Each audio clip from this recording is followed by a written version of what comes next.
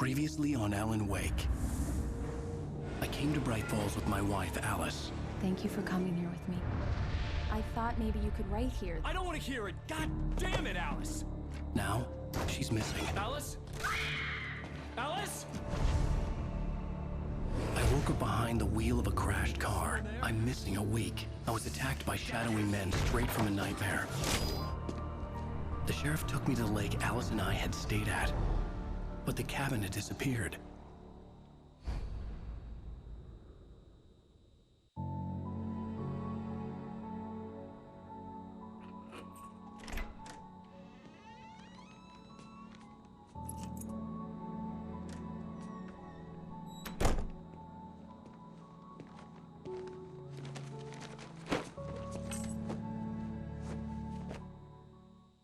Honey, I'm home.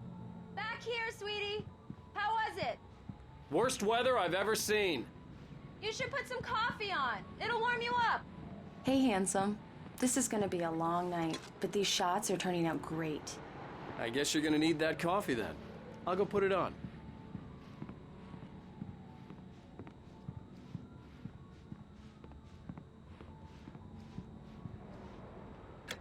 Coffee's on. Great, thanks. I'll need it if I'm gonna finish this by tomorrow.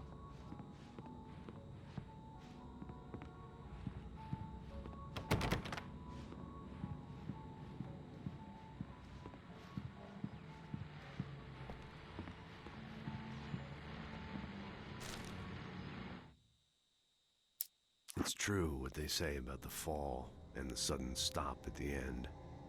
I'd lain here in the snow while the lurid chain of scenes that had led me here kept playing in my head. A rerun of my own private snuff movie. A memory of my corpse. Alone at my own wake. Thinking in metaphors again. The femme fatale was gone. Only a sour taste remained of the kiss that killed me.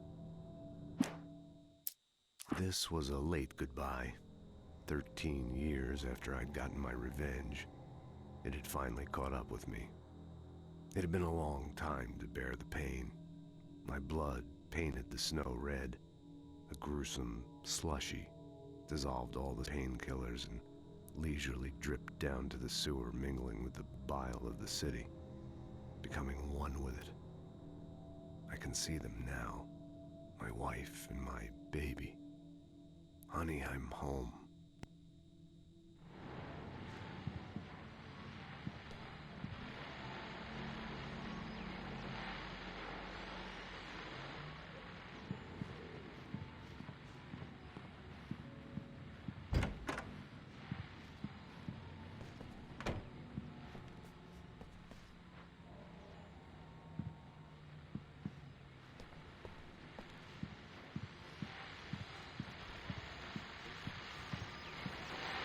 The continuing freezing rain and heavy snowfall have necessitated a winter storm warning in the entire tri-state area. People are advised to stay indoors as many roadways are already closed, and city officials are not expecting snow crews to keep up with the weather. We're now on the third day of the blizzard, and the weather is not expected to clear up anytime soon.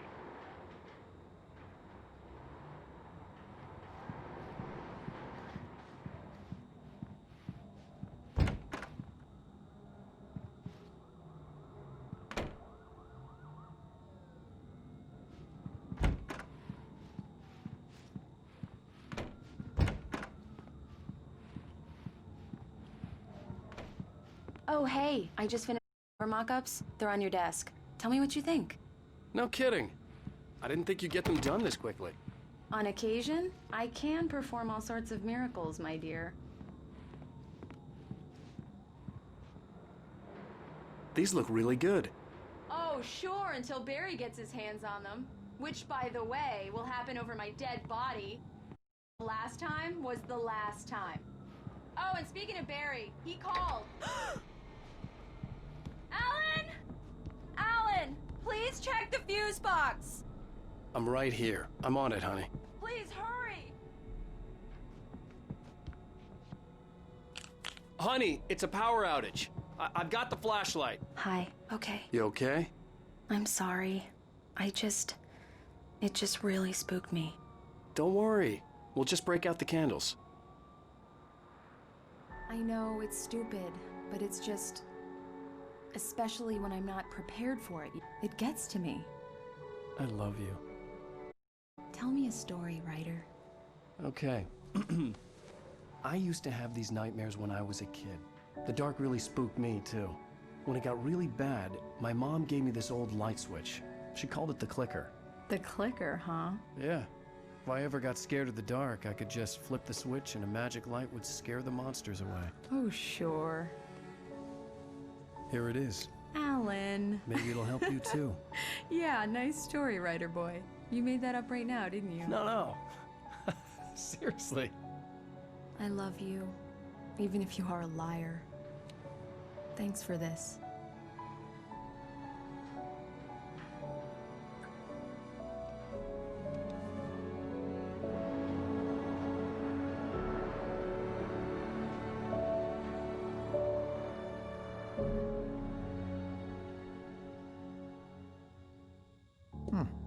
How do you feel, Mr. Wake? Any nausea, disorientation, anything like that? Mr. Wake, how are you feeling? I'm okay. My head's fine. I had to lie about my headache and memory loss. He'd send me to a hospital for tests. I couldn't leave without Alice. Very well. I don't think you have a concussion, but you've obviously been through quite a shock. You should take it easy for a couple of days. Thanks.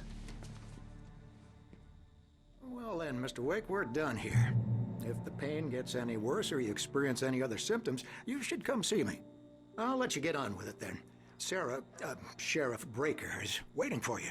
She's very good at her job. I'm sure she can locate your wife in no time. Doc Nelson was the image of a small-town doctor. Sheriff Breaker had called him to the station to take a look at the cut in my head.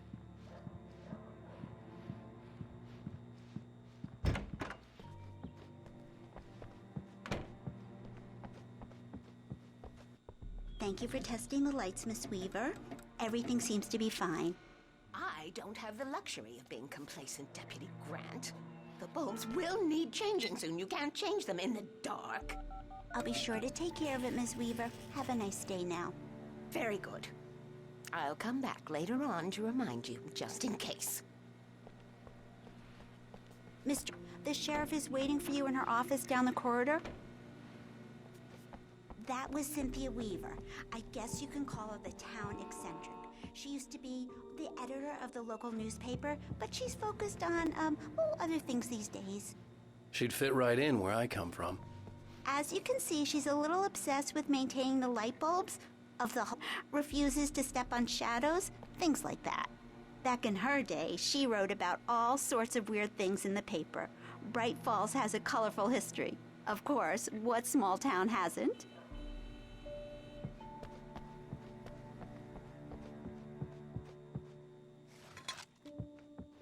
Yeah, it's Mulligan here.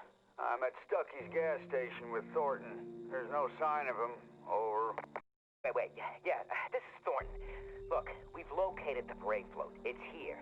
That's some good. Stucky was supposed to be driving it at the rehearsals today. Over.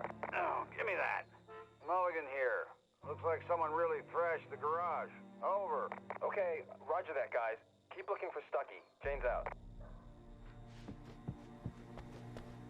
Wants to see you in her office, Mr. Wake.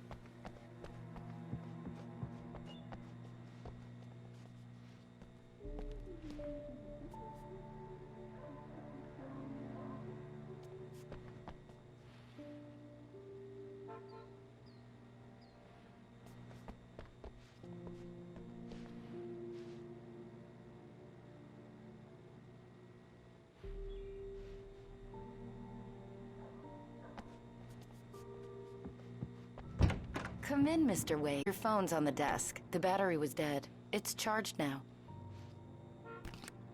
Have you started looking for my wife yet? My men are... Now, can you tell me what happened? I'm not sure. I can't remember. We were arguing. I walked out of the cabin. The cabin on Cauldron Lake? How did you end up at Stucky's gas station? I wanted to tell her what had happened last night, but I couldn't. Lock me up. Excuse me. I need to take this. Hello? Alan, please help me. Alice? Stop talking to the law. You'll do exactly what I say if you ever want to see your wife again. Who is this? Go to the back lot. There's a hole in the fence on the left. Look inside the junker. I left a little something there to convince you we're all on the same page here. After you ditch the cops, you're gonna meet me in Elderwood National Park. There's a Mr. spot Wake, called can I help you Lover's with Peak. anything? Midnight. Don't do nothing stupid, pal.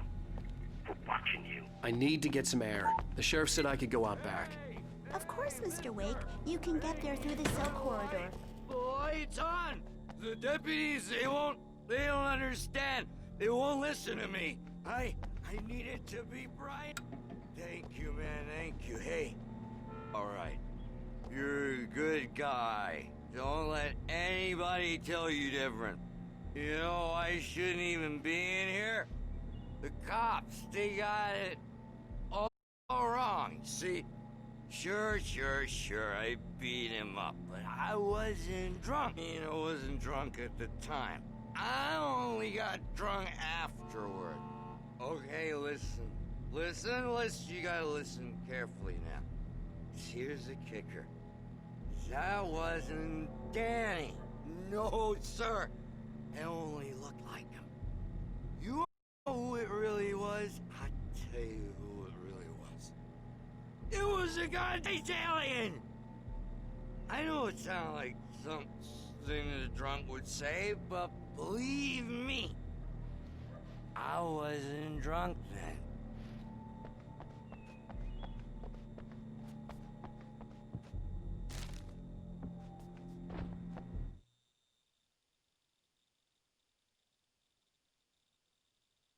In spite of its human mask, to describe the dark presence as intelligent would have implied human qualities on something decidedly inhuman.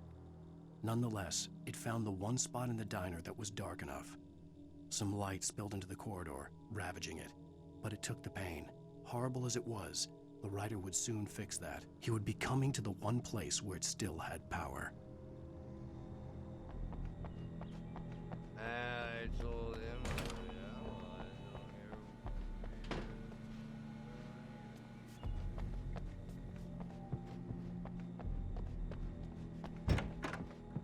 Fresh air. Can I go out? In the back, maybe? Of course, Mr. Wake. I understand. You can get there through the cells. Deputy Grant can show you the way. I'm sorry. All of this, it's just a lot to take in. Take your time, Mr. Wake. I understand. Can I ask you what the call was about, Mr. Wake? It's personal. Well, we are looking for your wife, and I'm going to need your cooperation if I'm going to help you. I need a moment, after I get some fresh air. Okay. You can find me here. We'll talk when you feel up to it.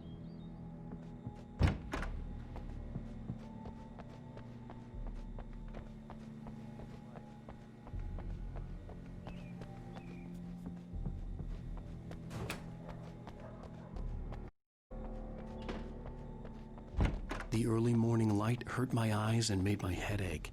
The man on the phone had said, go through the fence on the...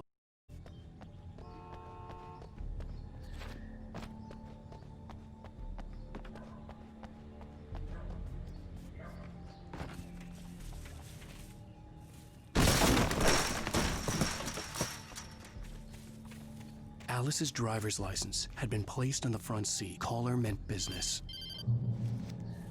Barry? Ow! Thank God! Where the hell have you been? I've been trying to reach you for a week, you and Alice. Oh, I've been worried sick. I flew out yesterday. I'm here in Bright Falls. Barry, station. Come and get me. I can't talk now. Ow! What the hell is going on? I had to get the sheriff to let me go. I needed to get to Elderwood National Park to meet Alice's kidnappers.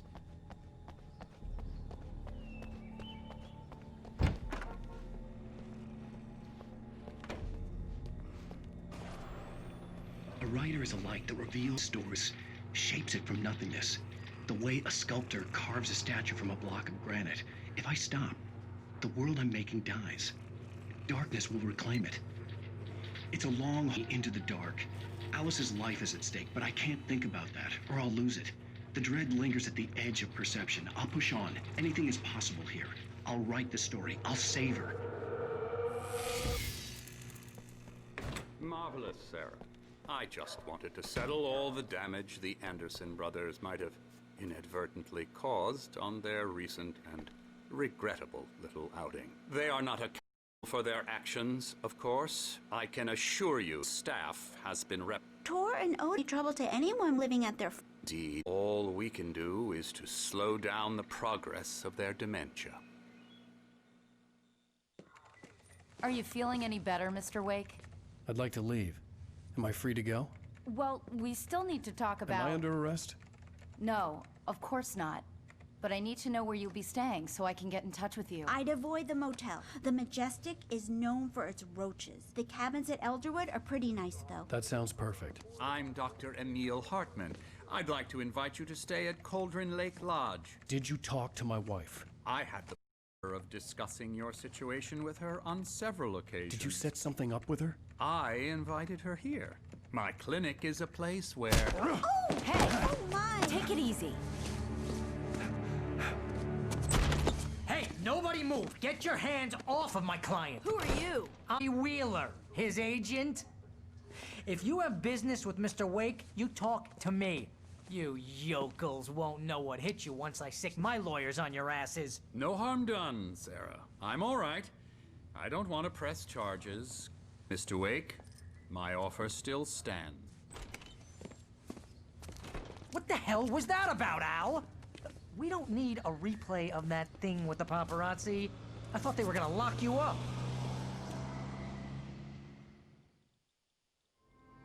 I had to talk to someone. I told Barry everything. He thought I was certifiable, but when he heard about the manuscript, I had him. The fact that I'd written something, even if I couldn't remember it, was enough for him. He smelled money. And he believed that Alice had been kidnapped. Anything beyond that was another story. I had a midnight appointment with the kidnapper in a place called Lover's Peak, somewhere in Elderwood National Park. The plan was to rent a cabin. I don't like it, Al. I don't like any of it. It's not good. In fact, absolute opposite of good. Mr. Wake! Barry, you found him! Hi, Rose. Oh, wow. I was just thinking about you, too. Great. I was just bringing Rusty some coffee. He's on the balcony, looking after Max. Poor thing. I really need to go. Great to see you again, Mr. Wake. Later! Who's Max? Jeez, Mr. Takes a swing at everybody. This is not her fault. She's a very nice girl and, more importantly, a fan. She even has a fan site dedicated to you. And she was very helpful when I was looking for you.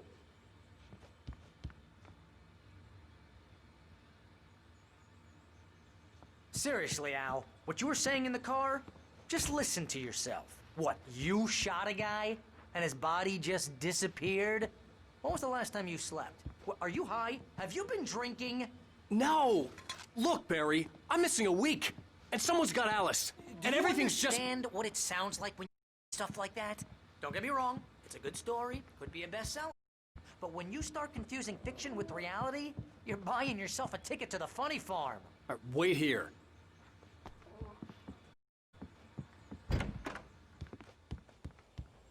Easy there, boy. I'm almost done. Hey, Rusty, right? You rent cabins. Oh, Mr. Wake. I'd shake your hand, but mine are kind of full here. Actually, I'm sorry about this. Would you mind grabbing the registration on the desk? It's just across from Bucktooth Charlie. Okay, sure. What happened? Crazy poachers. Max here got his foot caught in a trap. They're illegal to use here. Hell, you're not to hunt within the park at all. But that doesn't stop some lowlifes. Well, at least Max is gonna be okay. He got lucky. Max is still not leave him alone just yet. He's on the desk across from the mammoth skeleton. Seriously, Al, you can't just go and meet a kidnapper. Those situations always end up in disaster. You gotta talk to the cop. She's my wife, and it's my call. Can we talk about this later? No. This whole thing... Listen, you hit your head. I mean, geez, Al, come on. You gotta understand how crazy all this sounds. If you're trying to pull a joke on me, freak me out, it's working. Ha ha, let's have a laugh on Barry. Well, you had me going there real fun. You can quit it now.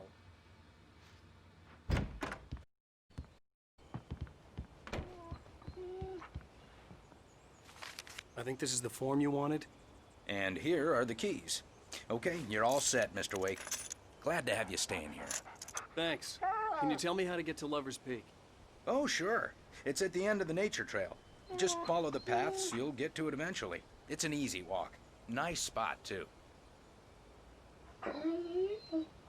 If you have any trouble finding it, just keep your eyes on the radio mast. It's right below that. Look, Al, you're asking me to believe that you shot a dude who went poof into thin air, a guy who was bulletproof until you pointed a flashlight at him. You hear that from people who end up spending time in padded...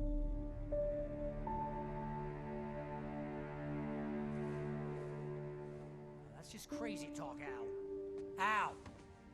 Al? We should go to the sheriff or call the FBI. Damn it, Barry, they'll kill her! This is not a goddamn debate, Barry. I'm going to Lover's Peak. He said to come alone. Okay then. I understand. You're my best friend, and I'm worried that you're not right in the head. Tell me what to do to help, and I'll do it. You stay here, and if I'm not back by morning, call the cavalry. Achoo! Achoo! Just be careful with the natives, Al. These yokels are dangerous. Everybody hates a tourist, or it'll be Deliverance all over again. Achoo!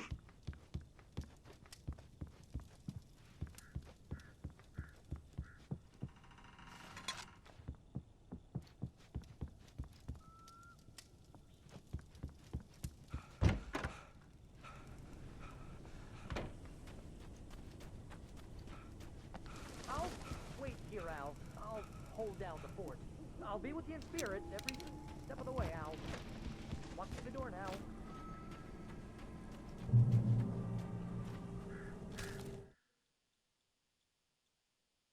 Barry had never gotten along with Alice, but he knew Alan loved her with an almost frightening intensity. And now something had happened to Alice. And here was Al armed with a gun and saying things people got for. It was as if his friend had experienced a massive psychotic episode and was now totally disconnected from reality. It scared the shit out of Barry.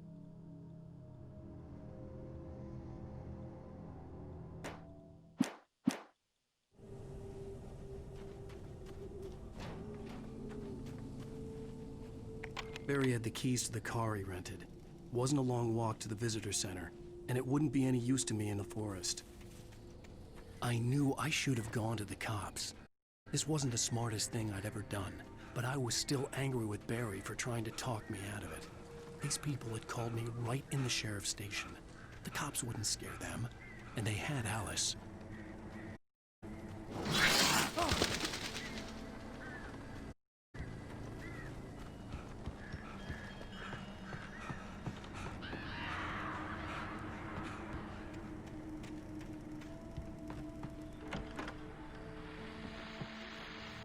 Welcome back to the show, folks. As promised, our very own Dr. Nelson has just parked his rear end in the studio. Doc, what's your Deerfest plan like? My plan? You make it sound a lot more organized than I ever seem to manage.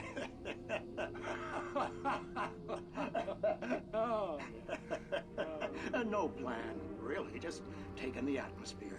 I'm getting a little too rickety to do much more than that, you know. Oh, tell me about it. No sack race for us older gentlemen, huh? Yes, exactly, Pat. But I'm going to check out the parade, of course. And I'll be one of the pie contest judges, too. Well, that takes a different kind of constitution. Oh, yeah. It's my kind of exercise. Now, Doc, seriously, you're in pretty good shape, though. You're the outdoors type. I know for a fact you're an avid fisherman. That's right. Matter of fact, just caught a heck of a largemouth bass early this morning. But you're not taking part in the fishing contest? No, not this year. See, Pat, I'm just not that competitive anymore. Now I just like to take my time and enjoy the peace of it. It's no fun if I need to worry about what I'm catching, you know?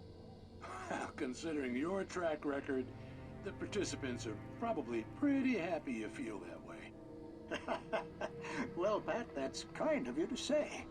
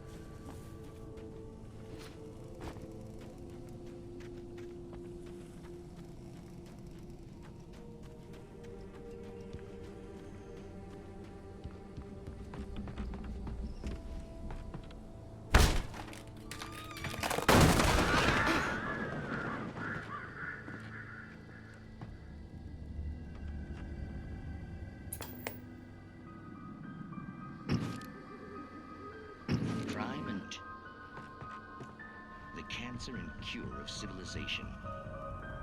But some crimes are impossible to punish, especially in Night Springs. Tonight's episode, The Man in the Mirror.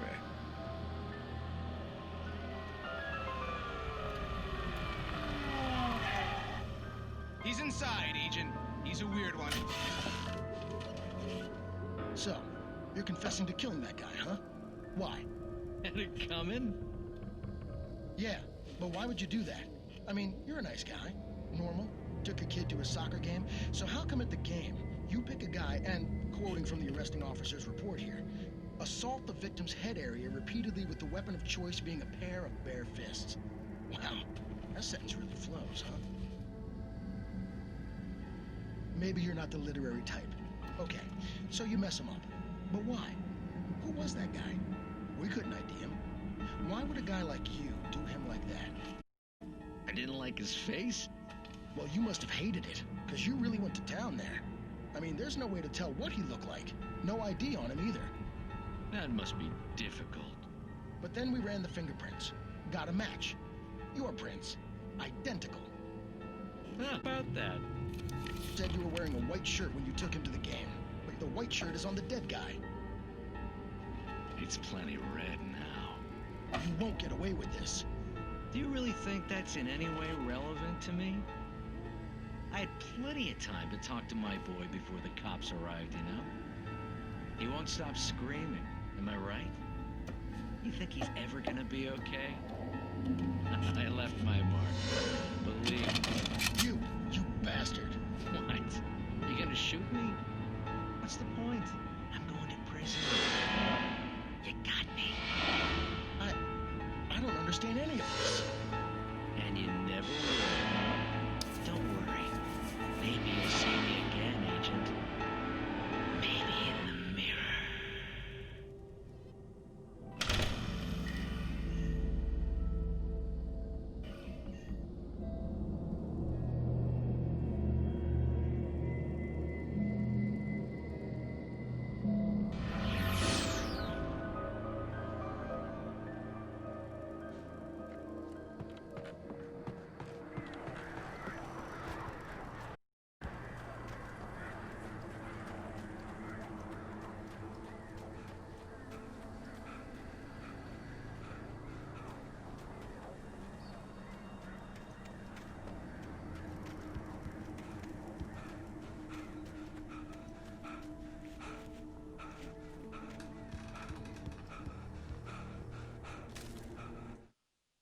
Rose knew that Rusty was in love with her, and she liked him too.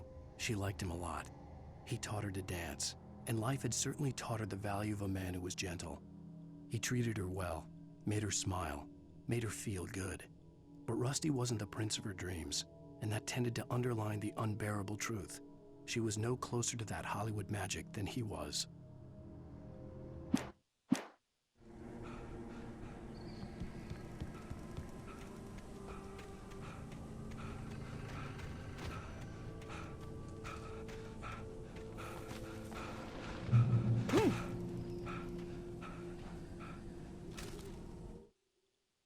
The air in the visitor center was heavy with an awful smell, as if some rotten drowned thing had crawled up from its grave. Rusty kept coughing blood. My eyes were drawn to the twisted shape of his broken leg. The attack had been vicious. Max whined in his cage. Rusty's eyes were wild with fear and terror. He gasped. "Mr. Wake, it happened just the way it was on that page."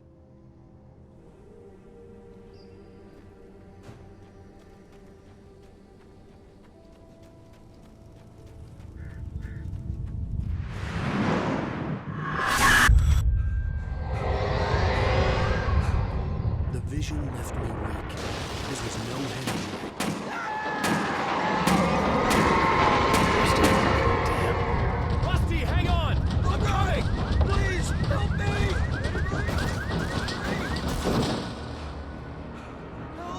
Help me!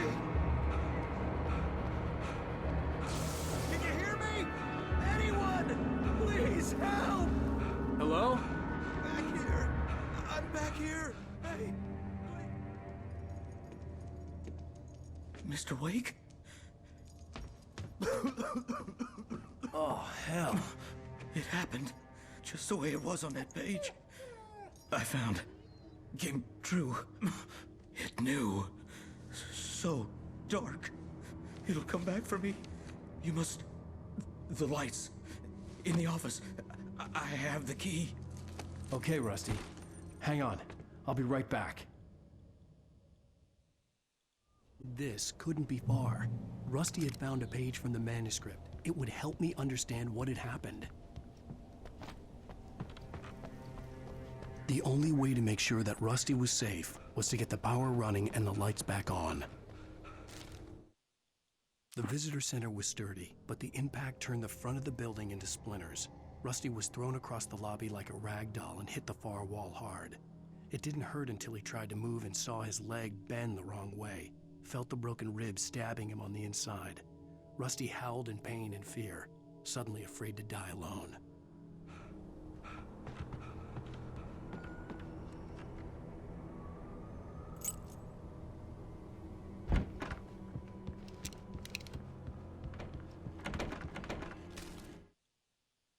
At the last instant, I changed direction and threw myself down. The axe splintered the trunk of a tree. I stumbled into the pool of bright light. My lungs burned. I was too exhausted to move. I tensed as I waited for the killing blow, but it never came. I raised my head. Nothing moved in the darkness beyond. For the moment, bathed in the cold light, I was safe.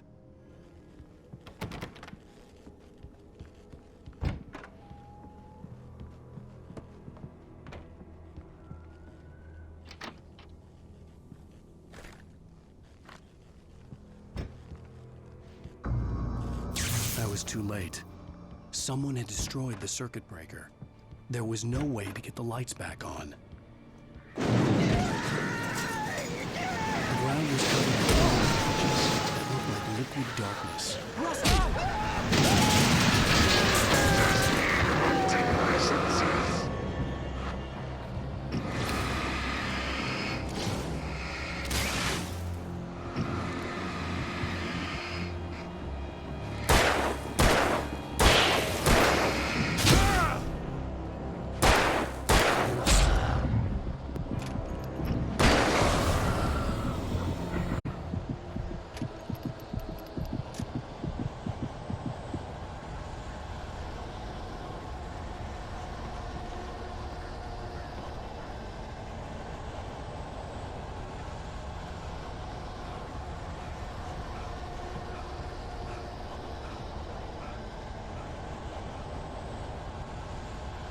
Something had torn a mammoth-sized hole in the wall.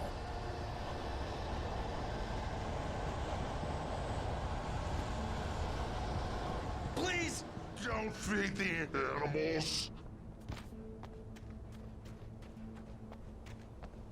Fishing! Those visitors! Who purges up park? Fishing. Lies obey! The park ranger's instructions. At all times! Rusty? Rusty, no! Never! No approach closer than 100 yards. 2 bears and wolves! Never approach any other wildlife closer than 25 yards. That's must be least.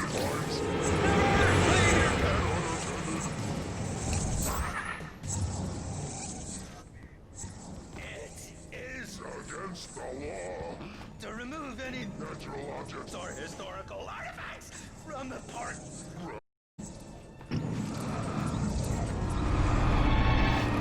This includes even rocks. You may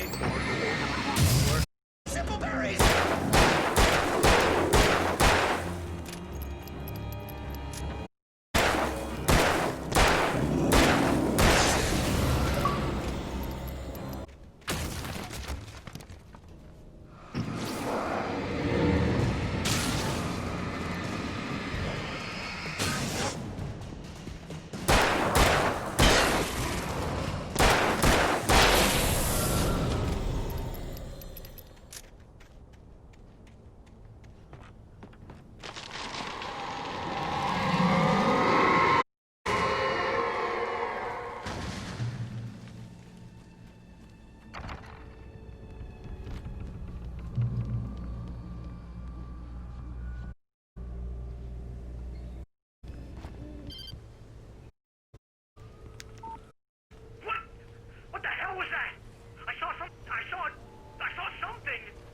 Forget about it, Barry. It's just me going crazy.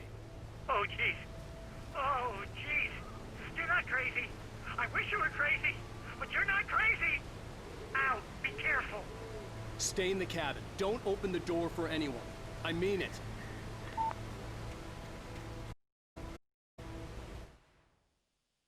In that instant of consciousness, Rusty thought about Rose. He was older than she was.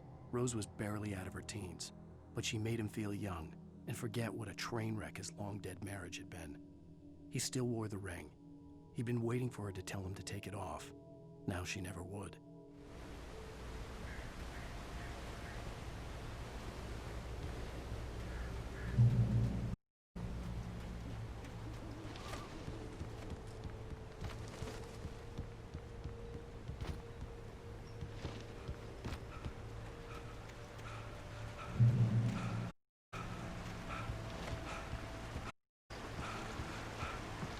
Lover's Peak was at the far end of the nature trail.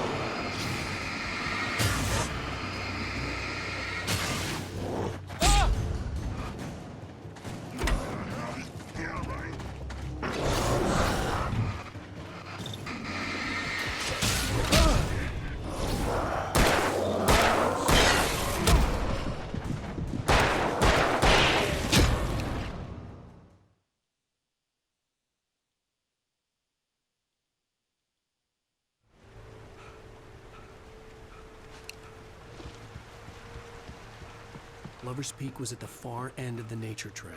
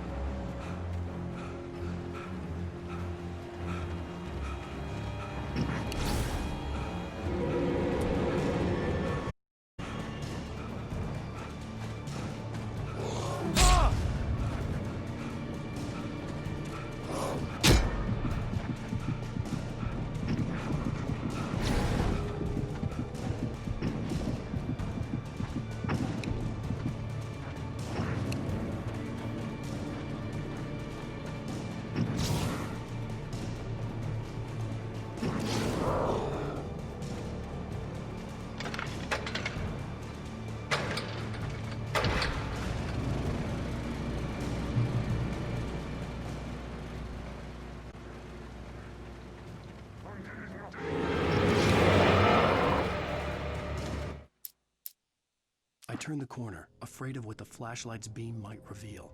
Suddenly, a roughly painted symbol of a torch glowed in the light. Behind it, hidden by a rock, sat a battered metal trunk. It was here for a reason, packed with supplies, batteries, ammo, things you need to make it through the darkness of the night. Something left behind by someone who knew what I knew, and more.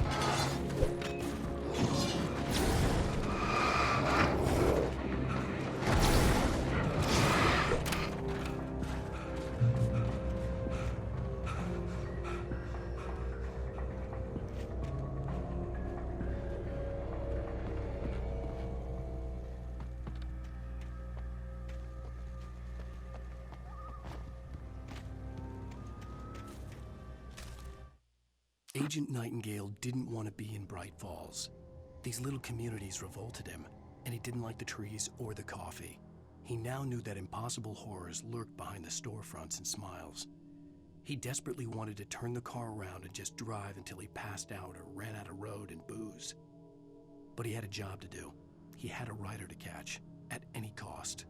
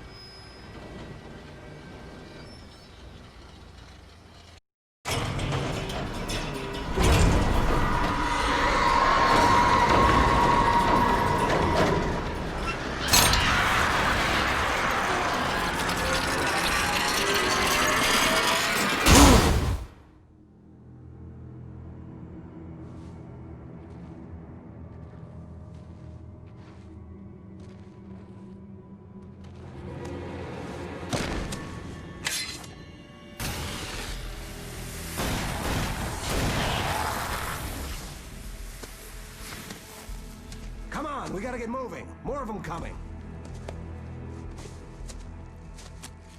That flashlight's kid stuff. The flares will keep the bastards away.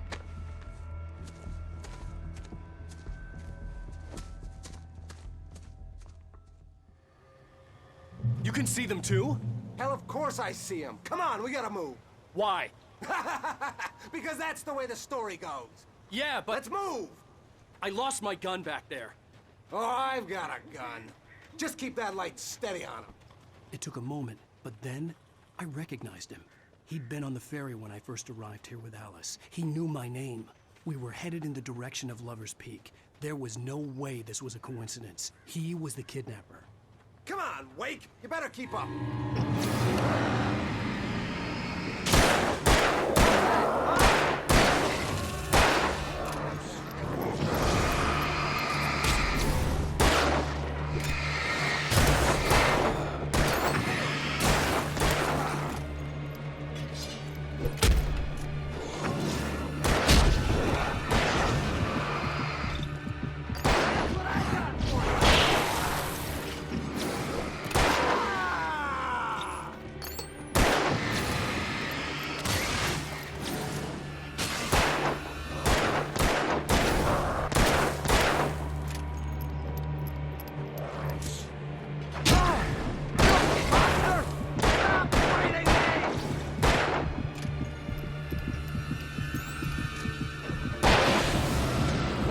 Stairs, Wake.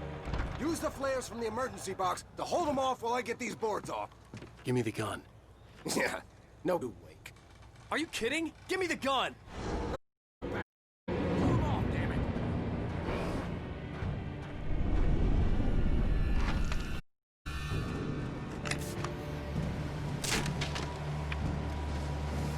A little longer. Scare them off.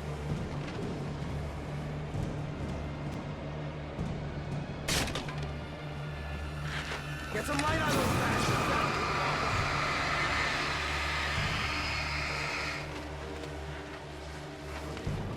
Just a little longer. I almost got it. Hey, move it or lose it.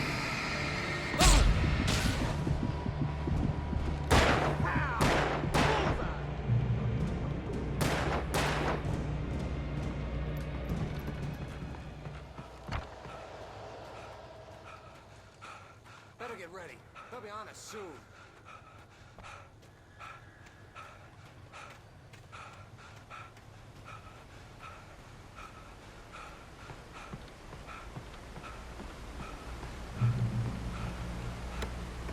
This is it, Wake.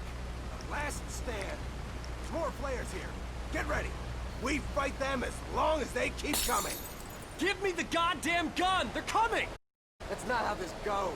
Get with the program, Wake. Hear that?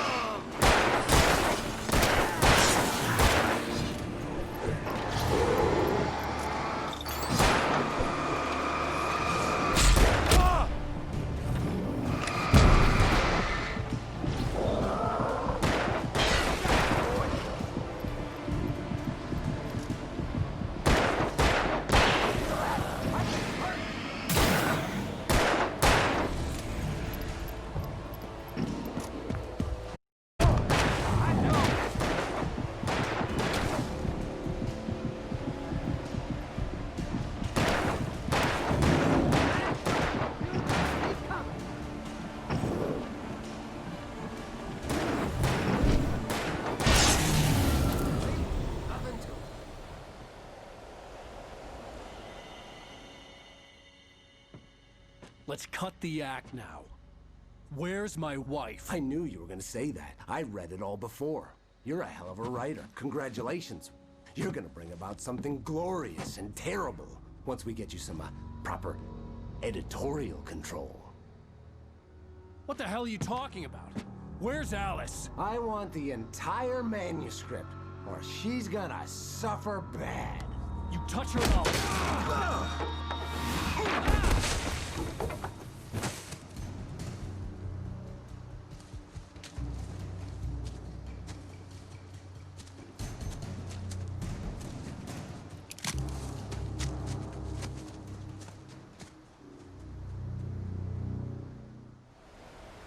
You're gonna give me the manuscript or you'll be sorry.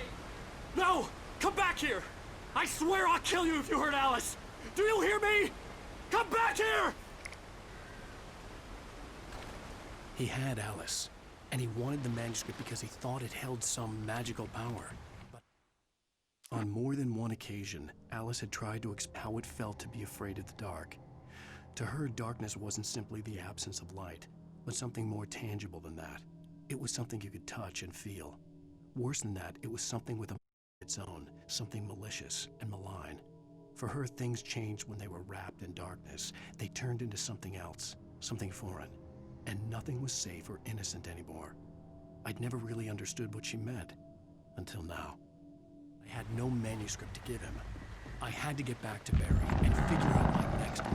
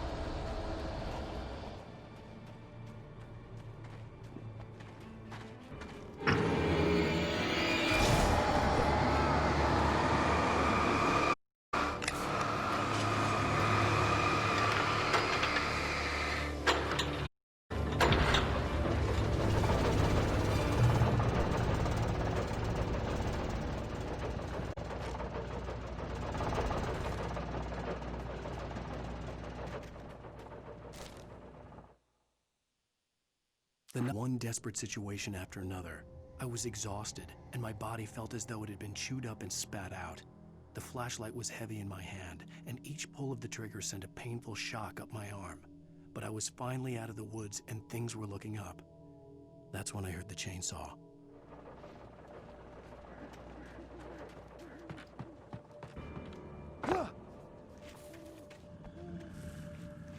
I had heard the plane fall. It made no sense. It was clear that it had just fallen here, but it was very old and obviously hadn't flown in decades. Looking at it sent a shiver down my spine.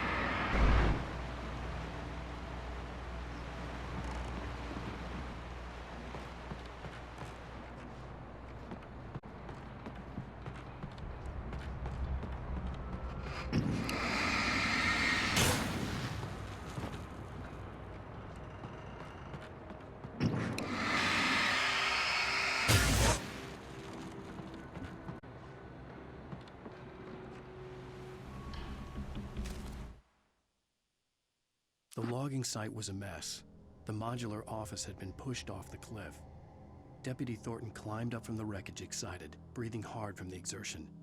Nobody there. It's weird. Don't you think that's weird? Bored, Mulligan let out a mighty snort. Hell, it's always weird, Thornton. Just a question of sorting out what kind of weird it is this time around.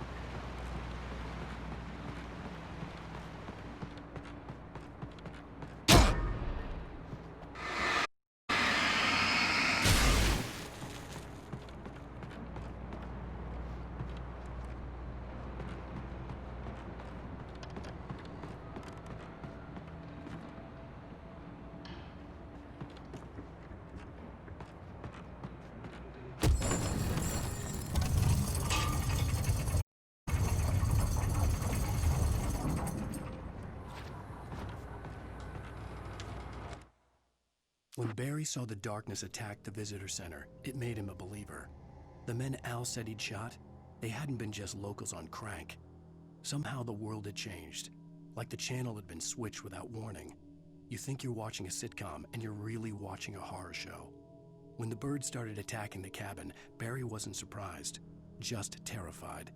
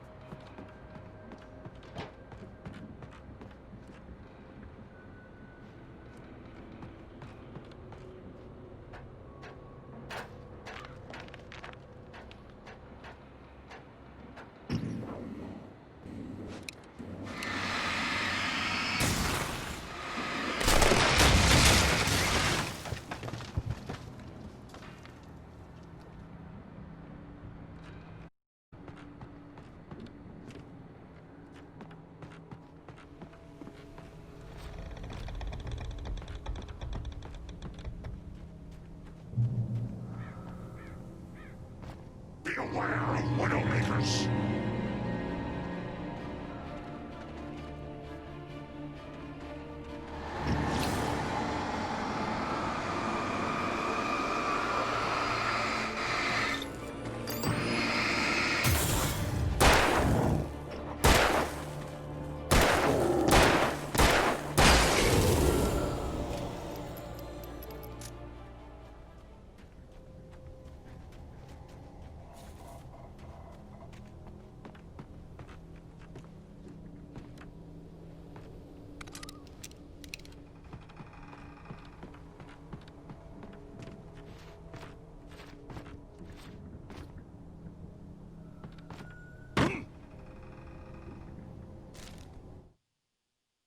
Shadows stirred and the wind picked up as I ran through the forest.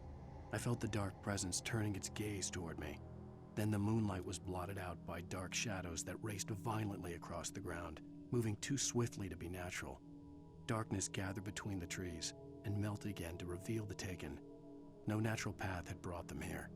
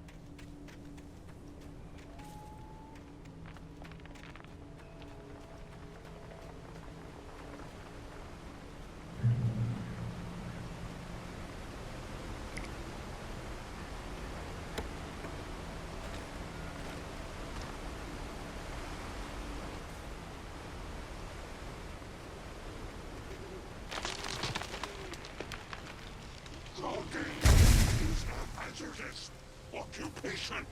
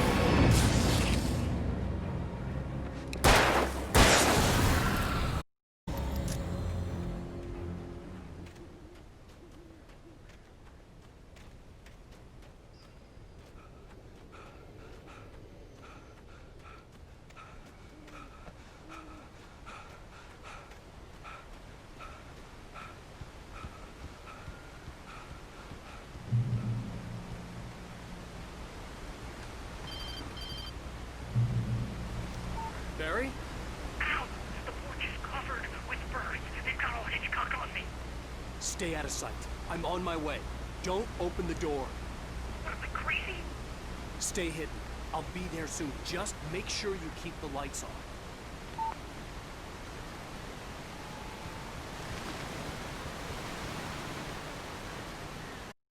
I had to reach Barry at the cabin, but at least I was out of the woods.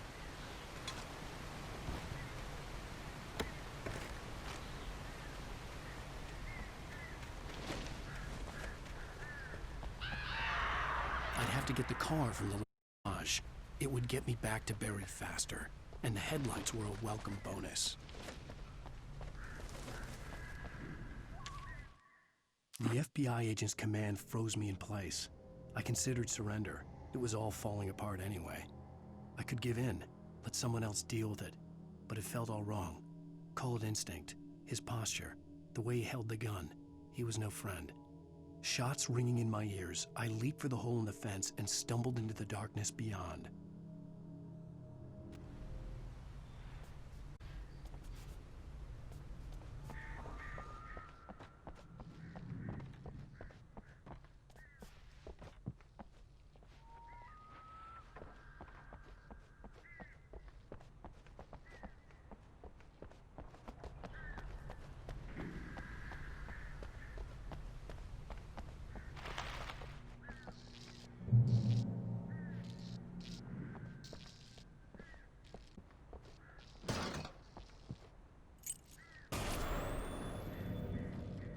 A story is not a machine that does what you tell it. A story is a beast with a life of its own. You can create it, shape it, but as the story grows, it starts wanting things of its own. Change one thing and you set off a chain reaction of events that spreads through the whole thing. The characters have to be true to themselves. The events need to follow a logic that fits the story. A single flaw and the magic is gone. The story dies. Alice dies. You can nature and yourself.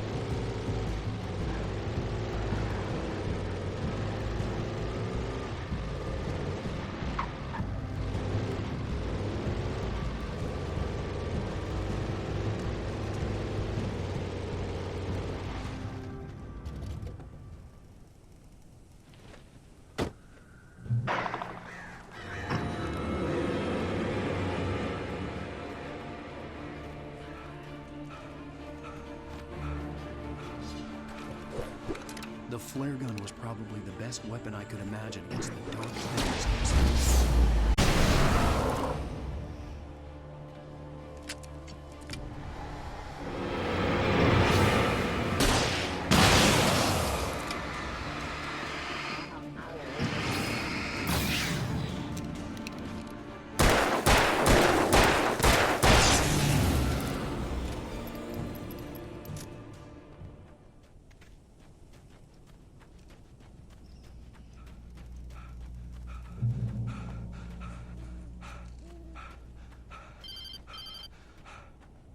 It was the kidnapper.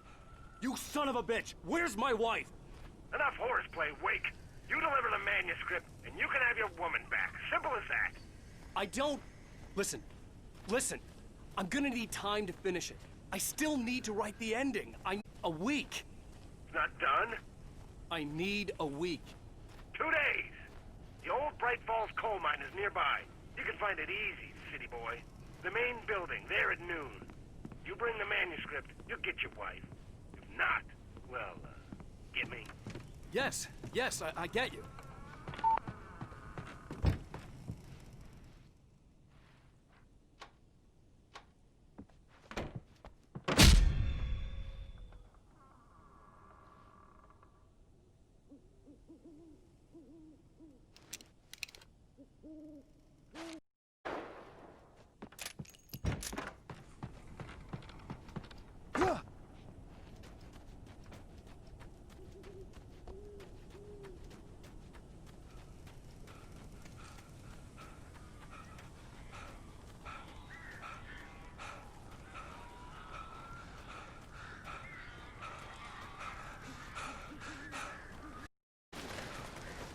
Barry had talked about birds. Al,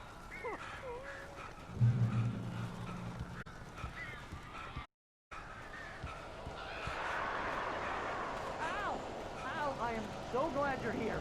A couple of them got in here before I blocked the chimney. This isn't normal. These birds are weird.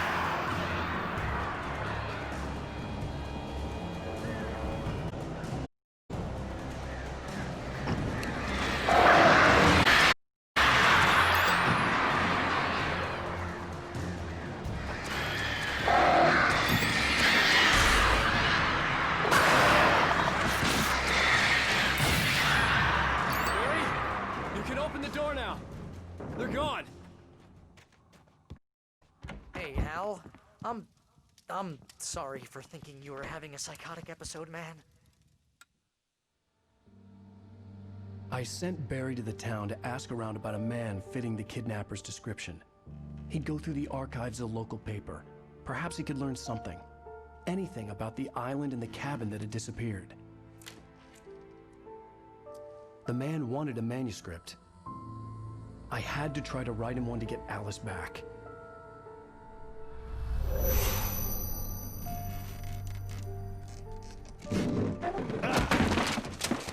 For me, the supernatural had always been nothing but a metaphor for the human psyche, a tool to use in writing fiction.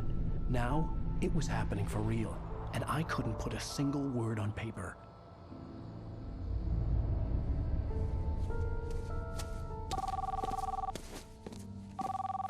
Barry Wheeler speaking. This is Rose. Rose? I found Mr. Wake's pages. Oh, you sweet, brilliant girl. Could you and Mr. Wake come get them? I live in the trailer park outside the town. We'll be there in less than an hour. Bye now. See you soon.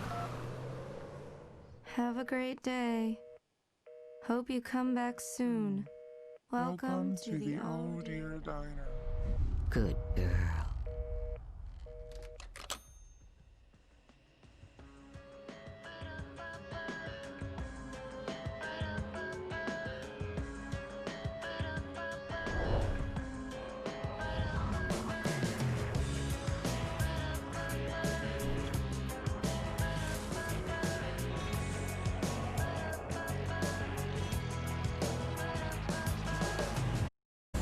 Come here.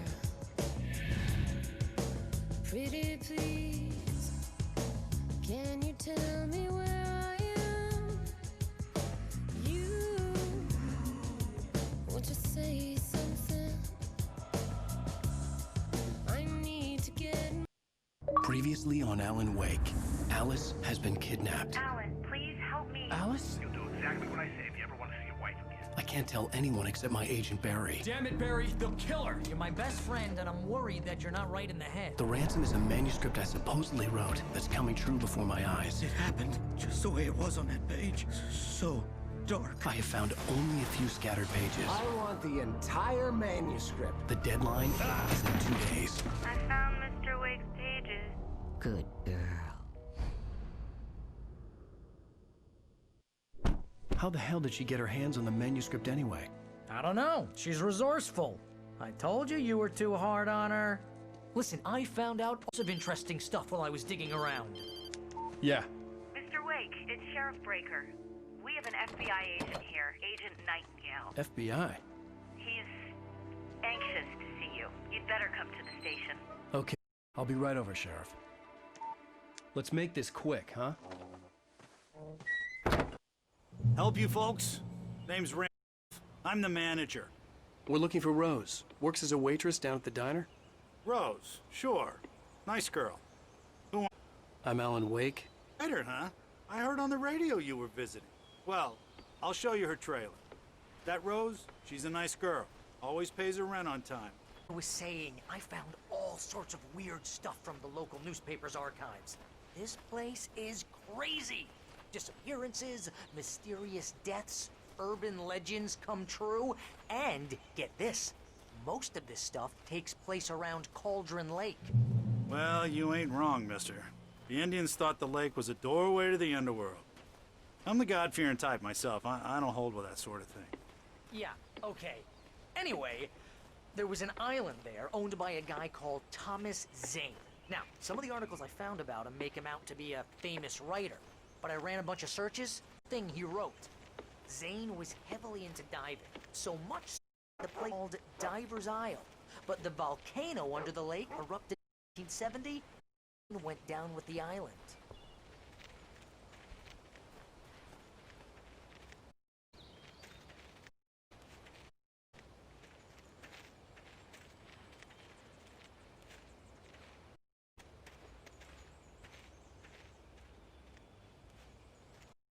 It gets better.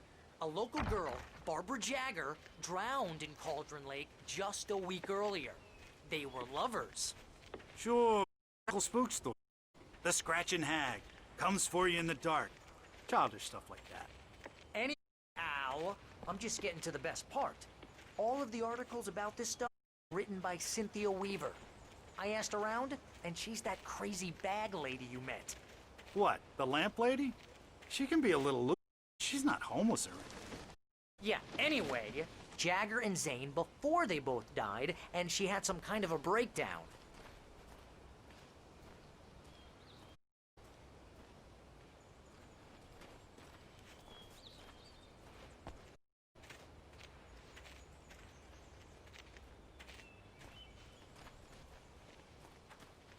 Well, mister, this here's Rose's trailer. You mind me asking what you want? We're just here to talk to her, pal.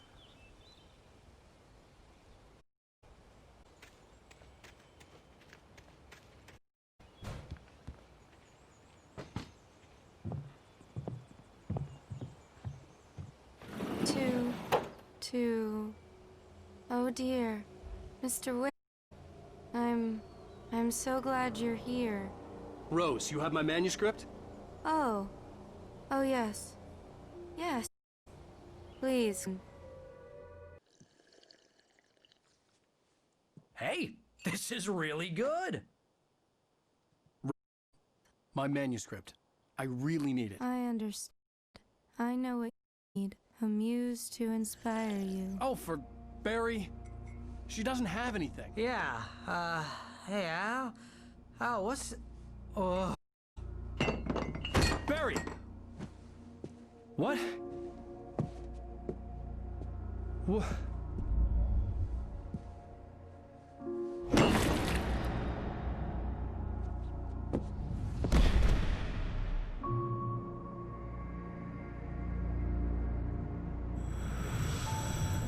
It's coming for you, hiding in my barber's skin. I'm too weak to stop it. You must turn the lights on. I promised I'd come for you and your lovely wife. You must finish what you started. I insist. You must turn the lights on. Turn the light on. Back to work, boy.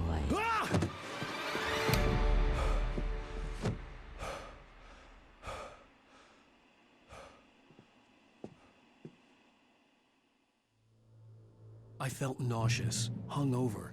Only anger kept me going. Rose took a day from me. I had less than 12 hours left to meet the kidnapper. All I could do was get Barry into the car, work something out once I got on the... Barry was out of it. He was Carrie. Welcome to the Oh Dear Diner. What can I get you today? Coffee? I couldn't work up much hate for Rose. Something had used her to get and left its mark. First refill is free. Milk and sugar on the counter there. Would you like to hear today's special? Thank you. My gun and flashlight were gone. I'd have to find a way to get Barry into the car as quickly as possible. There was no time to waste. Mr. Randolph liked Rose. That little smile she had. How she was still sweet when life had tried so hard to make her bitter. It wasn't any of his business what she did in her trailer. But those strangers, the writer and his smart-ass sidekick, looked like trouble. And they'd been in there for hours, way past her normal bedtime. He reached for the phone and called the sheriff's station.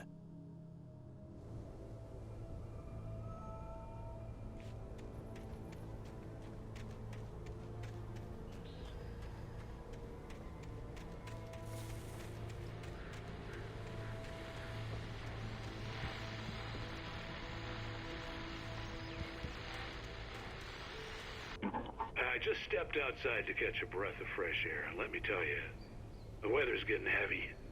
Nights like this make me especially glad I'm here talking to you and not home in bed. Once the weather takes a turn like this, I can't sleep at all. It's all tangled bed sheets and dark thoughts, punctuated by the occasional plunge into nightmare. Is it just me? Well, perhaps it is. But I hope I can make the night a little bit easier to get through. Caller, you're on KBF FM. Hey, Pat, it's Walt Snyder. What's on your mind, Walt? Well, I ain't the way you are, but, well, I can't sleep either, you know? I just been staring out the window here, trying to make sense of it all, but, I ain't been drinking either, you know? I just sound like a man with a problem, Walt. I had argument with Danny. Danny, and, then I got in trouble with the law, and, I'm just, well... I heard something like that, Walt. Yeah, well, Danny's my best friend, and, they let me out on bail today, and now I'm just alone here at the window, waiting. Man, and there's something in the air tonight, man.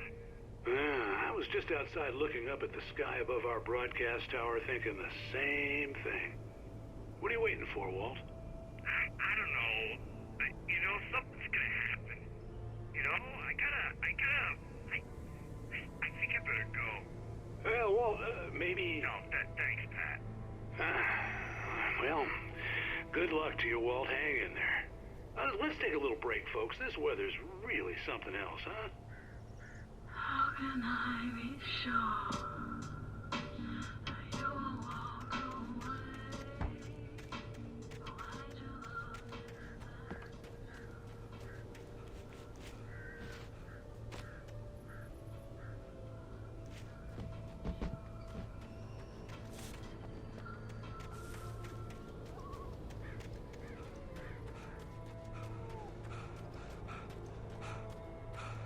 Oh, you're gonna get it now. God knows what you've done to that poor girl. This is Agent Nightingale, FBI! Get him up, Hemingway! You're under arrest! You move a muscle, I'll unload right in your goddamn face! Stay right where you are, Slane!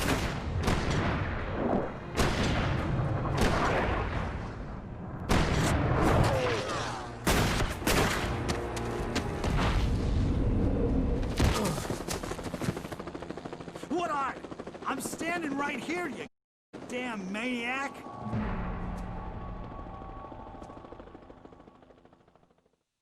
I hated to leave Barry behind, but there was no way I'd miss my appointment with the kidnapper. Give it up, Mr. Wake! Come on! Make it easier!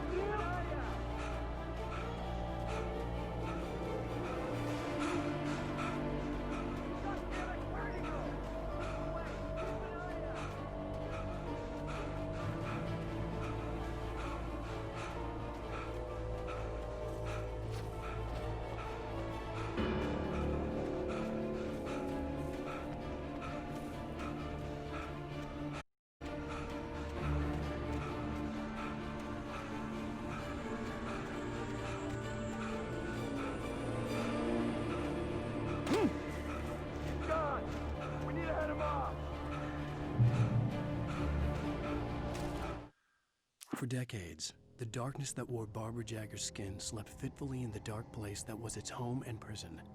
It was hungry and in pain.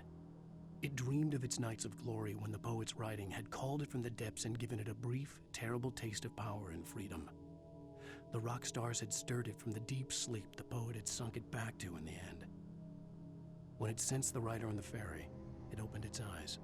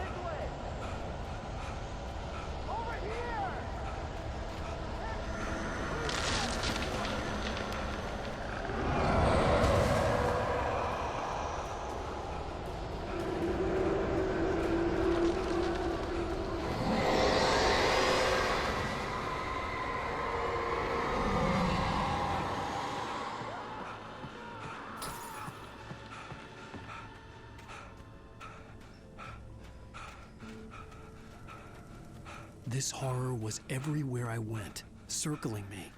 The cops didn't stand a chance. They were after a writer, not a monster. Wait, are you seriously telling me that geek writer just took out my deputies? Are you kidding? I mean, have you seen this guy? He wears a tweed jacket. Over. He's the guy we're chasing. If it's not him, who then? Bigfoot? Over. I don't know yet, but I'm not in the habit of jumping to conclusions. That tends to come back and bite you out.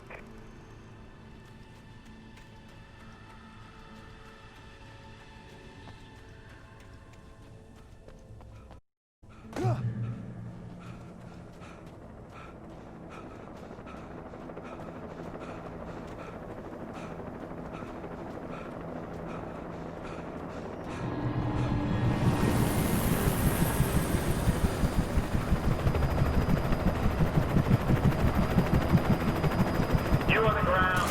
Hold it right there. There's nowhere to run.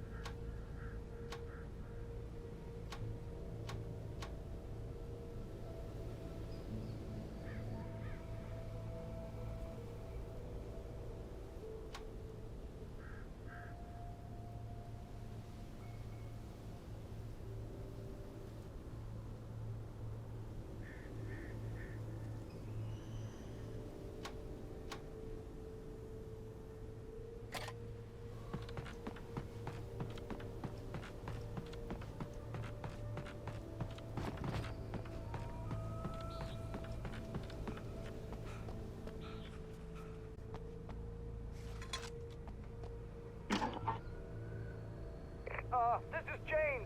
Mulligan, Thornton, come in. Over. Thornton Yates, we got both Wheeler and Rose in custody. They didn't put up a fight or anything. Why, they were... Hey, Mulligan, what are you doing? Come on. Sit down and give me that. James, Mulligan here. Over.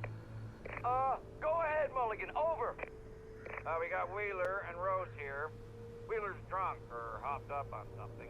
Speaking of which, that Fed had a pretty distinctive whiff of Otis Scotch about him, you know what I mean. Over. I don't have anything on that, Deputy Mulligan. Over. Well, whatever. Anyway, Rose is just being plain weird here. You better get Doc in to take a look at both. Over. Gotcha. You better get them here quickly. The, Fed's gonna want to interview Wheeler. Over. Oh, yeah, I'll bet he does. Looks like they have a lot in common. Mulligan out.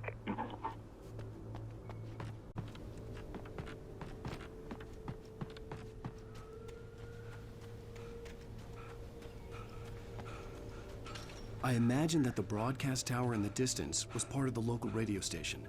Maine seemed like a decent guy. Perhaps he could give me directions.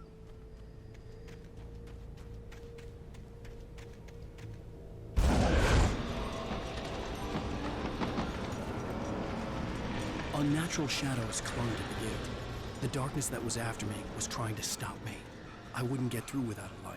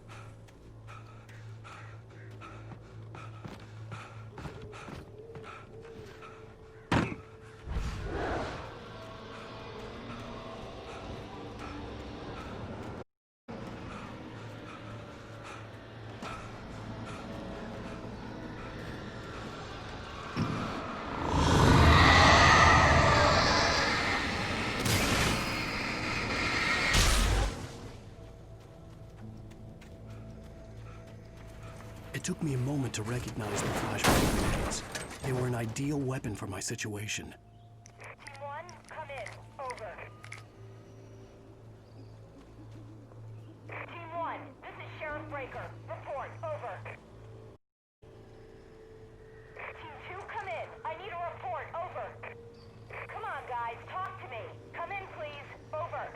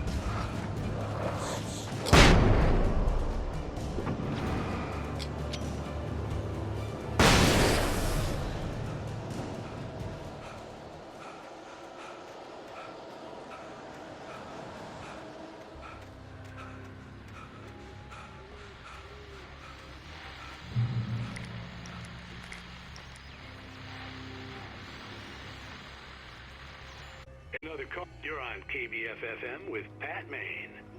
It's Milt Peabody, Pat. What's on your mind, Milt? Well, I live near the trailer park, Pat, and there's a big ruckus going on over there. Well, that's just up the road from me, too. What's going on, do you know? I don't know, but there's a bunch of police cars there, lots of sirens, a helicopter buzzing around, and I think I heard some gunshots. Gunshots? Yes, sir, like from a pistol. So can you find out what's going on? Because it's just next door and they're popping guns there. They're still shooting? No, it was maybe 10, 15 minutes ago. It sounds serious, Pat. I'm telling you, it don't sound like no party.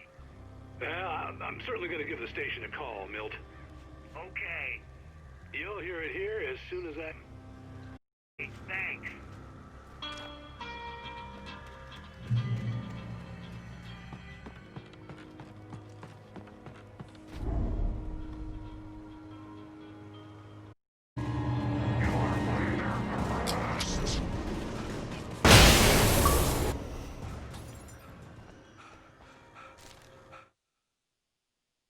Touched by the dark presence, Rose was lost in a dreamland where everything was drawn in black and gray crayons. The old lady had promised her that all her wishes would come true, Alan Wake's muse. She was smiling so hard it hurt her face. She crushed a bottle full of sleeping pills into the coffee. Deep down inside, she was screaming in terror.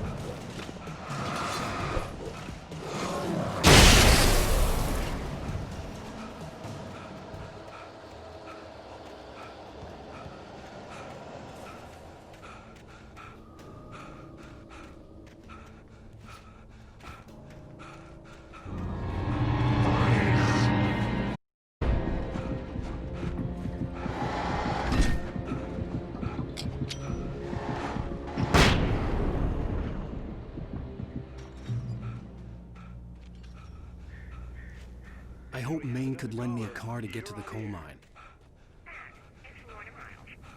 Oh, why, hello, Lorna. What do you have for us? Well, I just don't see why the cops bother with the trailer park. What do you mean? It's a trailer park. Of course you're going to have trouble in a place like that. I mean, what do you expect? The sheriff should be helping us normal citizens instead of wasting resources on those people. Well... Let the trash sort themselves out. I'm sorry, but my grand settled in Bright Falls in 1911. Well, thank you very much for that compassionate viewpoint, Lorna. How can I be sure?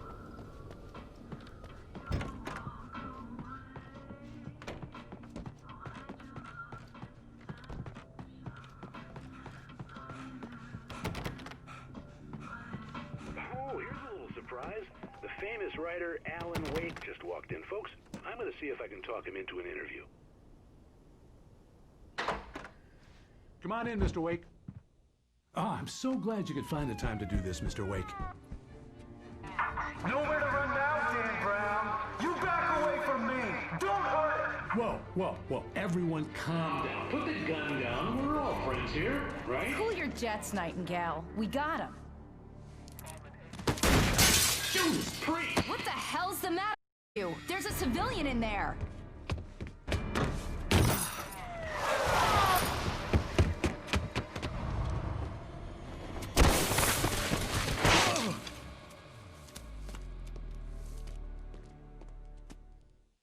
I'll get you yet, even if it kills me. You hear me? You hear me, H.P. Lovecraft? I had fallen off since it was ridiculous. That's what you get for naming a book The Sudden Stop. It was probably good I hadn't had the chance to tell Maine where I was going. I'd have to lose the cops and find my own way to the mine. Nightingale stared through the broken studio window into the dark woods. He turned around, started to walk out, but Maine grabbed his arm. "Young man, you almost shot me. You don't shoot off rounds at people like that. What's the matter with you?" Nightingale shook his arm free, marched out. His cheeks burned with rage and humiliation.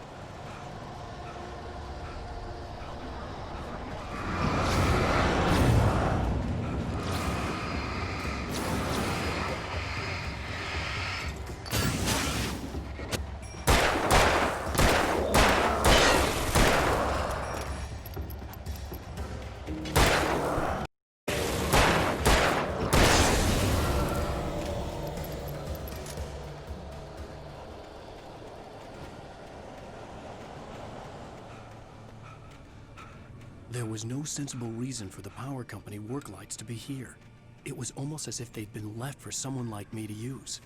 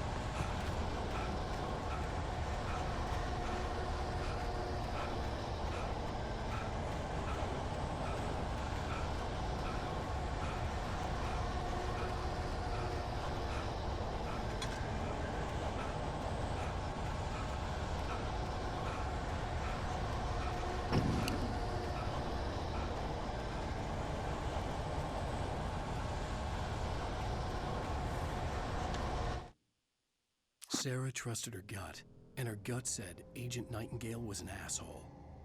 He felt wrong, and it wasn't just the smell of stale booze. It was in the way he flashed his badge, pulled rank, the look in his eyes when he wanted answers. Where was Alan Wake? What was this about an accident? Where was his wife? And most importantly, why did she let Wake go? He wouldn't answer her questions. Federal business was all he'd say.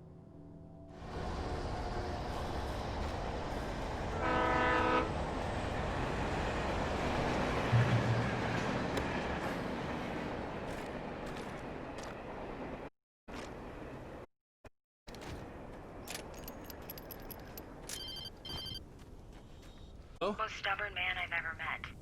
Alice? I'm so afraid. Keeps me in the dark. Please help me. I look at you, Alan, and it's not you. Something else. Looking eyes. Alice, I'm here. So alone here. So you need to be careful. Great. The connection had been terrible, but that wasn't the only thing that hadn't been right with the call. She sounded out, but she had called me. The pipe wrenches from the bridge's steel framework. Wrapped in darkness, it floated in midair, twitching. For a moment, I didn't understand what I was looking at. The heavy object lurched at me with impossible force. I threw myself out of the way, but just barely. When I turned my flashlight on it, it shook in a dark rage before it flew at me again. I could see a railway bridge up ahead and a warehouse of some sort on the opposite shore. I hoped I could find a car from there.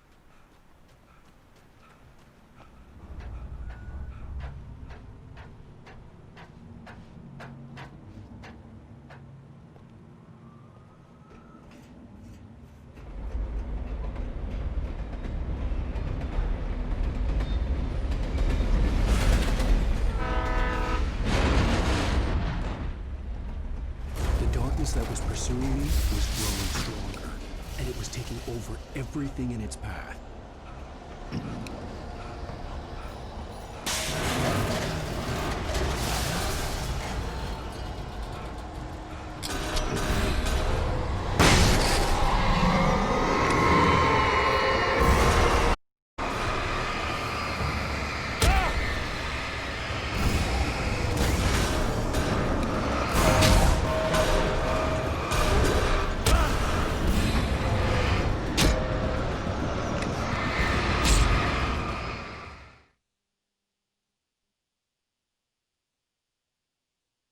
And a warehouse of some sort on the opposite shore.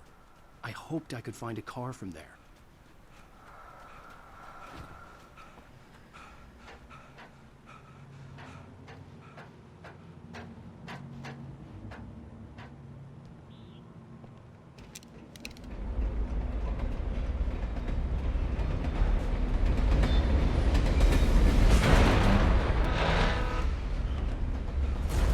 That was pursuing me was growing stronger, and it was taking over everything in its path.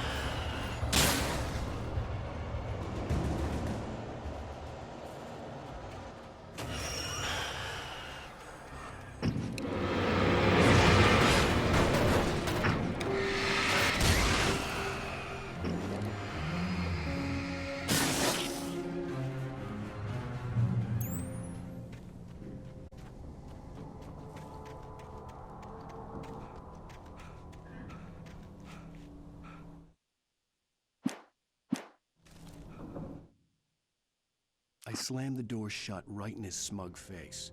He pleaded for me to open the door. True to form, the asshole actually thought I would obey. I had no sympathy left, no guilt either, not for him. I took a moment to savor the scream. I bet I had a smile on my face. It was all that I had time for. The dark presence was inside the lodge with me.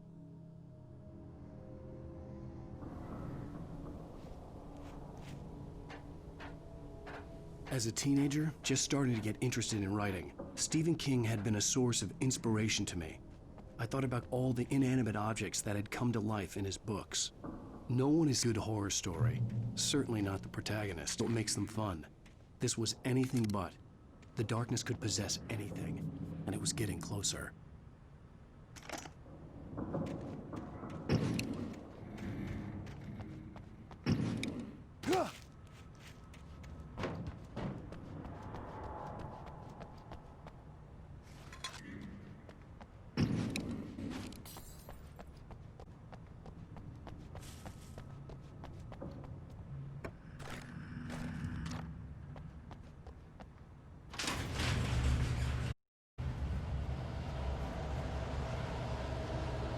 Did you call my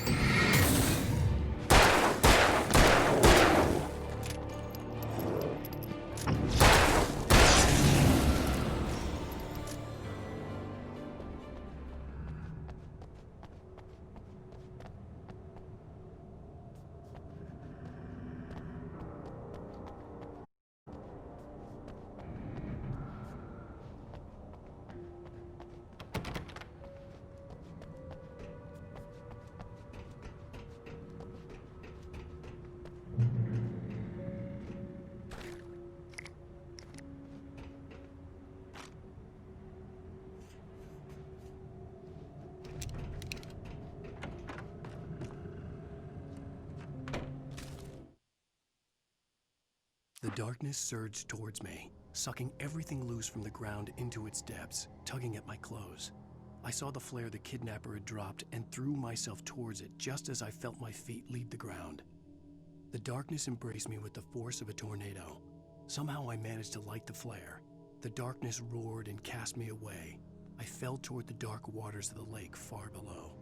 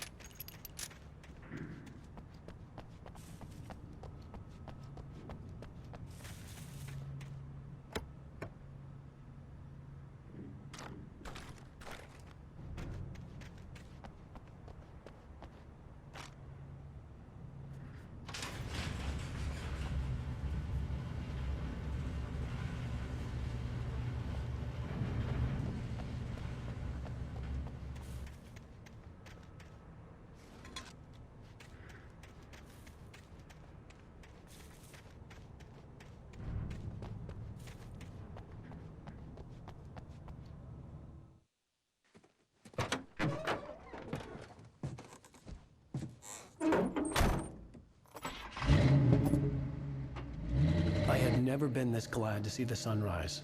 I had a couple of hours to get to the coal mine.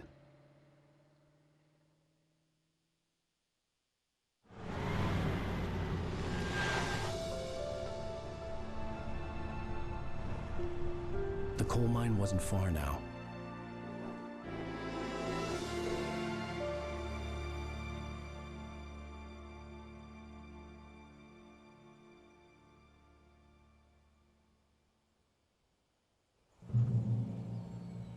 Today, I would meet the kidnapper, and he would give me Alice. I wouldn't give him any other choice.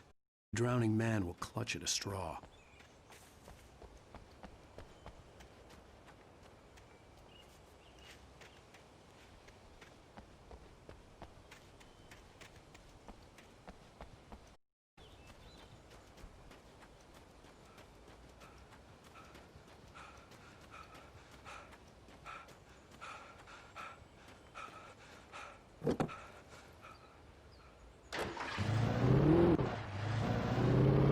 Little by little, without realizing, I believed the story in the manuscript was coming true.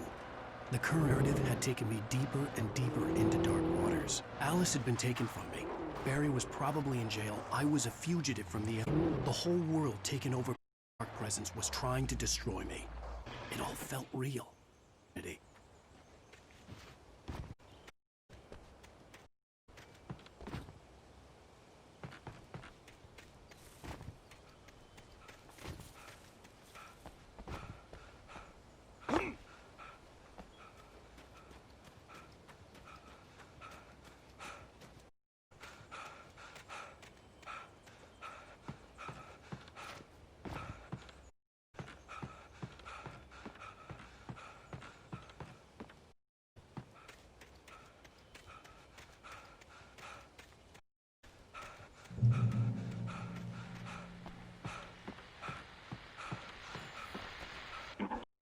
This is Pat Main, and you're listening to KBF-FM. Folks, I want to apologize for kind of abandoned looping music track last night, but I was... You scouted a big shot G-man, an itchy trigger finger who could use a... early in that order either. Now, folks, I know I'm informative here. I apologize for that. I really should just keep quiet, but I'm just so peeved right now, because some people just shouldn't be carrying badges. I'm just glad that our Sheriff Breaker was there to straighten things out. And someone I met last night is listening. Let me just say, I'm if my mouth got you in trouble. I'm pretty sure you're not the bad guy. Godspeed, son. I hope you know what you're doing. Now, on a lighter note, I'll be talking to Doc all morning. But first, a little music.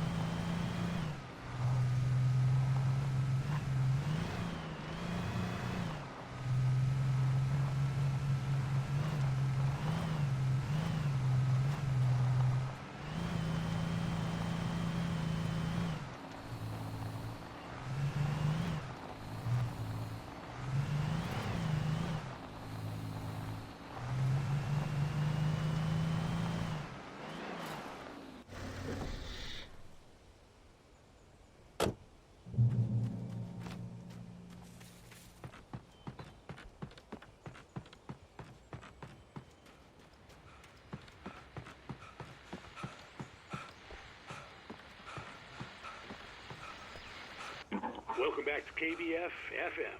Hope you enjoyed that tune. Now, Doc, you were talking about life and finding that special someone, that soulmate. Well, you were talking about that. I was saying I don't buy it. Well, see, to me, that's strange. I always pegged you as a hopeless romantic. You're bad. But I think it's where you look for it. You need to do a lot of looking. But the idea is that one special person out there for you. If you miss that chance, it's gone forever, and you're forever in. I mean, isn't that depressing? Or, heck, childish even? A fish in the sea. And apparently a fisherman has a fishing analogy for everything, but what you're saying, isn't that a little harsh? Oh, no. What I Sam's potential for finding isn't limited to what's essentially a chance. And how is that harsh? Yeah, well, I guess that's a nice thought, but let me say something personal here. Okay. Now, well, I don't disagree with you exactly, but I can't put that together with what I felt for someone, because she was the one, and I let her away from me. Put in the work, I don't know. Well, since then, and it was a long time ago, but since then there hasn't been anyone, not like her. And I'm not saying I dwell on her or Don. If I'm not living in the past, the way she completed me. You can't argue with the heart, Pat. Folks, I had kind of a experience last night, and let's just say it's shaken a few things.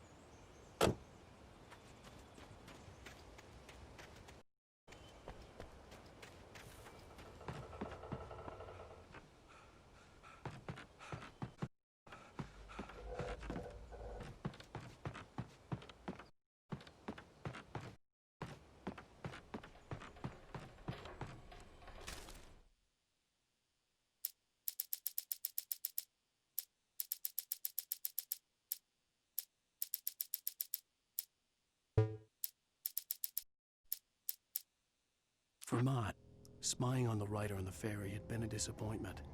His boss had made Wake out to be something special, but Mott hadn't been impressed. He'd gotten a good long look at the wife, though, and he liked what he saw. Mott had fantasized about goading Wake into a fight, but it hadn't happened. Still, he'd get his chance to see if the writer had anything in him. He'd been promised as much.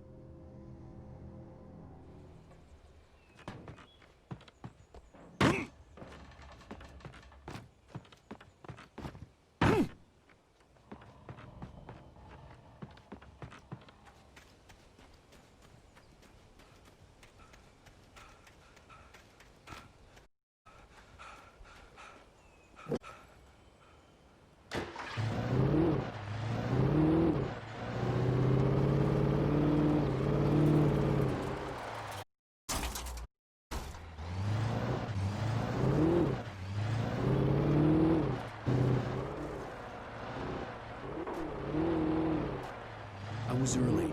I was supposed to meet the kidnapped in the main building. The coal mine was quiet. It was a museum now.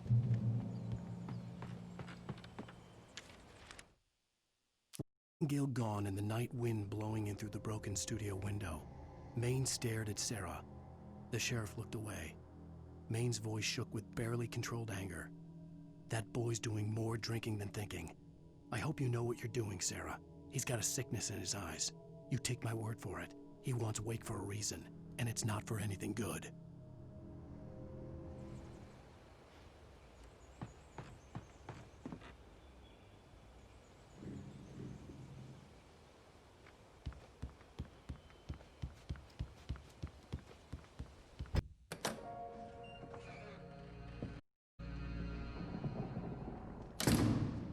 I didn't want to go outside.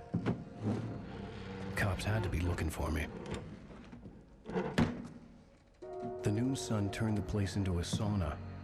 The day dragged on. Different scenarios ran through my mind. Ways of how I'd torture the kidnapper to get Alice back. Or the different horrible things he could have done to her. I imagined her dead. I had no way of knowing she was still alive. It was killing me. I was running on blind hope. It was all a waste of time. The bastard never showed up.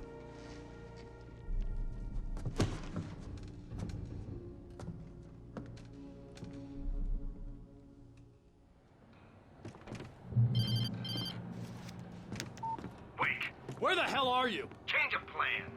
You know where Mirror Peak is? It's a big mountain north of where you are. You follow the path from the mine, you can't miss it. There's a lookout point there. I'll be waiting. I'm through being jerked around by You you. want to see your wife alive? Because if you do, you better watch what you say to me. Do we understand each other? I want to talk to Alice. Yeah, and I want the manuscript. Don't keep me waiting, Wake. Hello? Hello! Ah! I'm gonna kill him! I had to get to Mirror Peak. It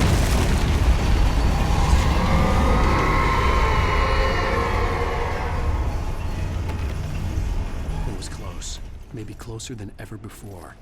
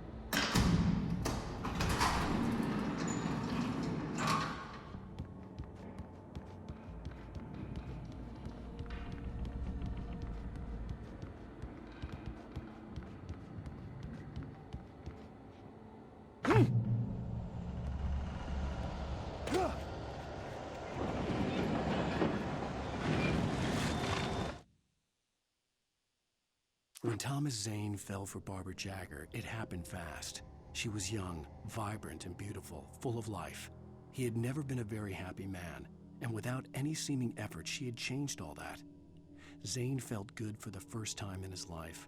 Everything she did was another piece of a jigsaw puzzle he hadn't even known he'd been missing.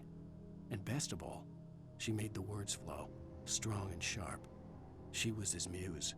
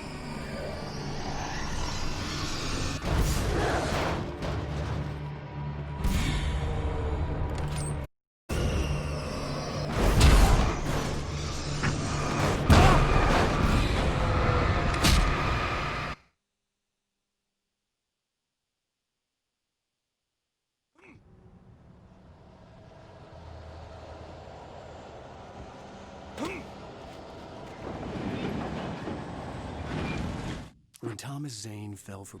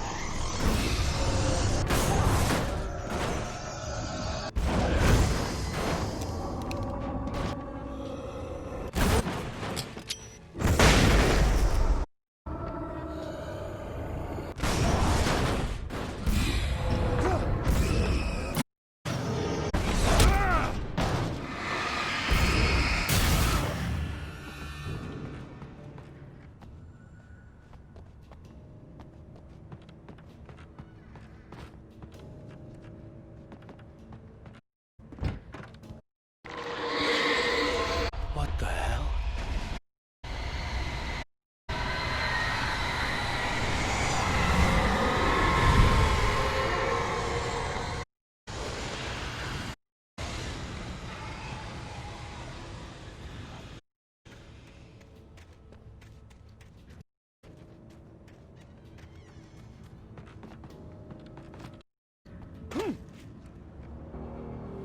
The only way to reach the hills was to go through the building. I had to find a way to avoid electrocution.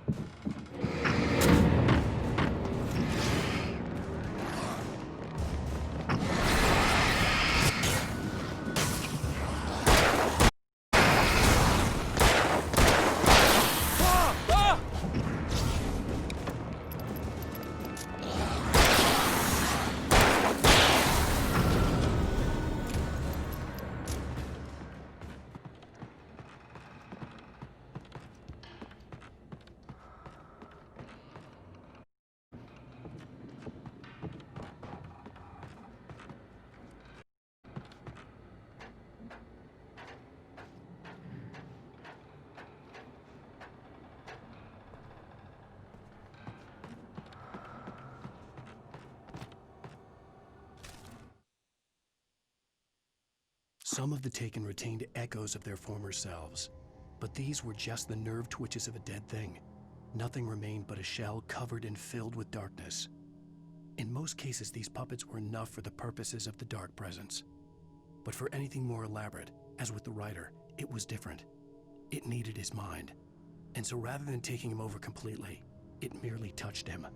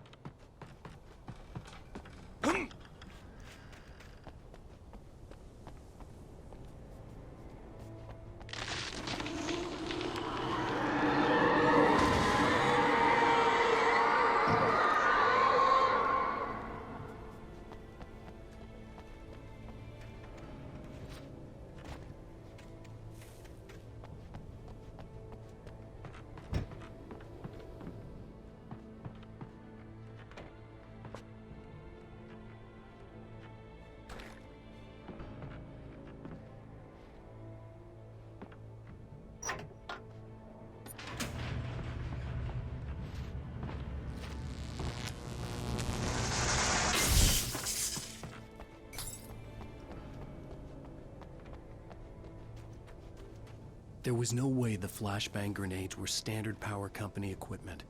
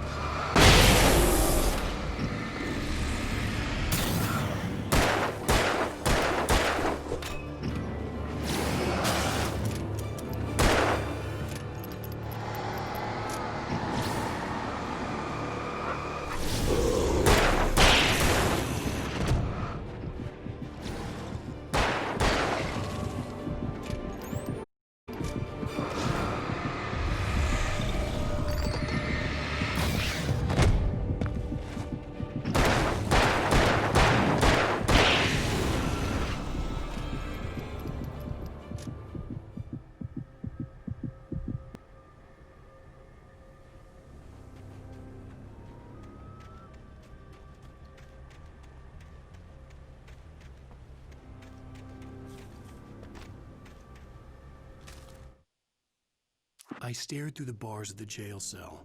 Barry stood behind me, swaying on his feet, looking as ill as I felt. Agent Nightingale stood on the other side of the bars with Sheriff Breaker. Nightingale had a stack of manuscript pages in his hand. He seemed unhinged as he gloated. "Well, I've got you now, Raymond Chandler. It's all here. All the evidence, including conspiracy to murder a federal agent."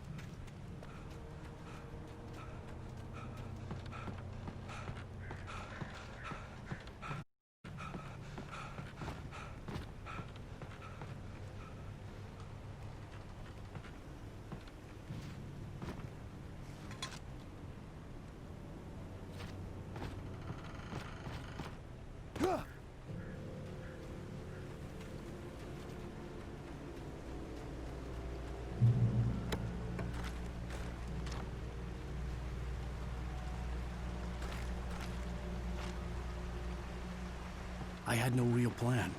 I was going to give the kidnapper all the manuscript pages I had for Alice. If that wasn't enough, I'd hold him at gunpoint and make him talk.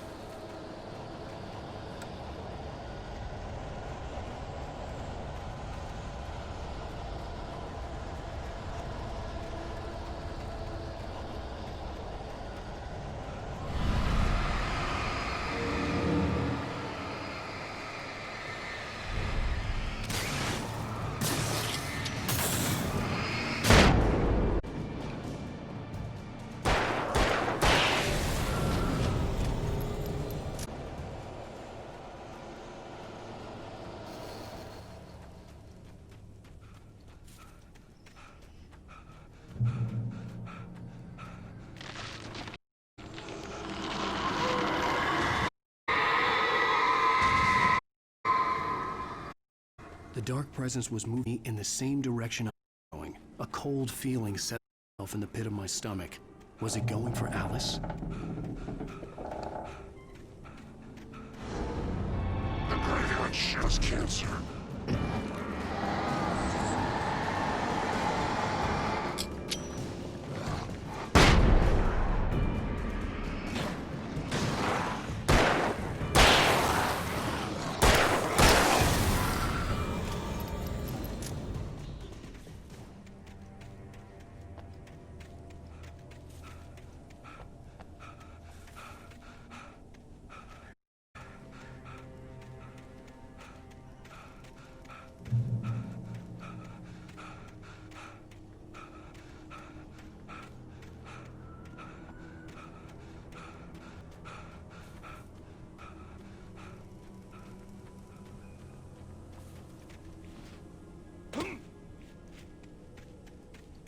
The place was dead, a ghost town.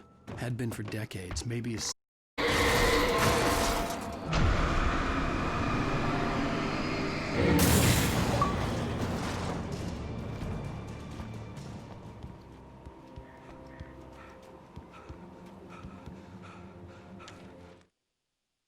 Things were as simple in real life as in fiction.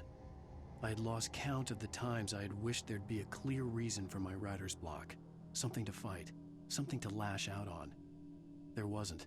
I was filled with doubt. I was nothing like the hero in my books. Alex Casey had gone through his life with single-minded determination, never wavering from his goal. Even now, I was angry at myself, angry at Alice, angry at Barry. I was fumbling and I had no plan.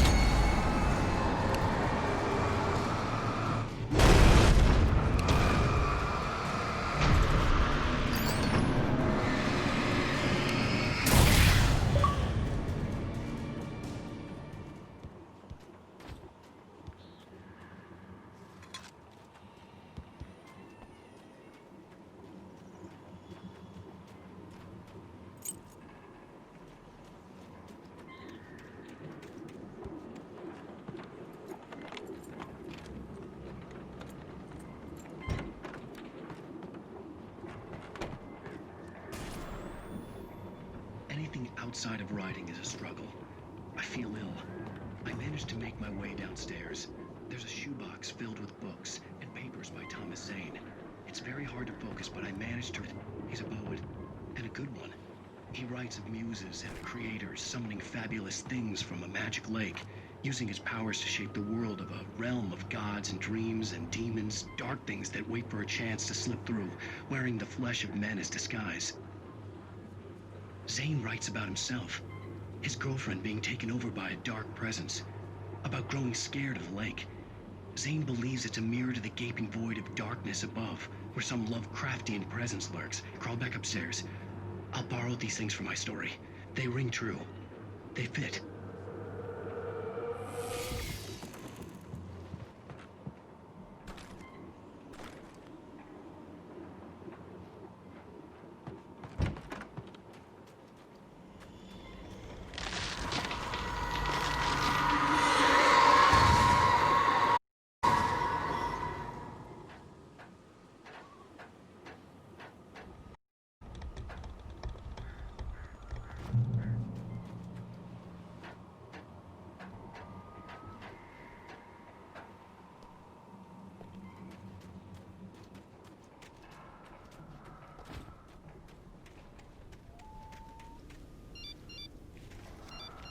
The kidnapper had sent me a text. The message was full of spelling errors and insults. It was telling me to hurry up.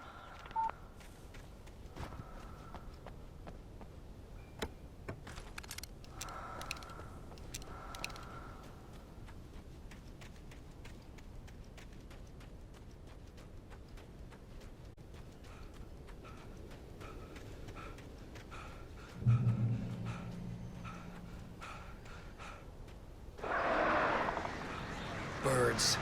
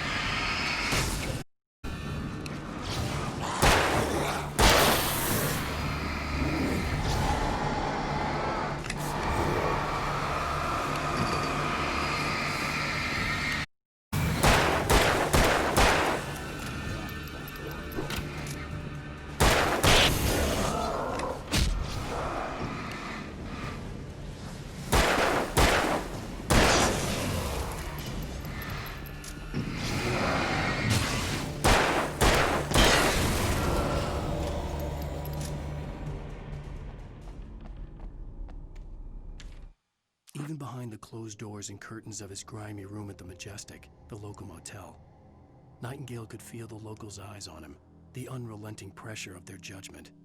He forced it out of his mind. For all he knew, they could all be under Wake's spell already. You do what you have to do to get the job done. He took comfort from the bottle in his hand. Please, he thought, just let me get through this.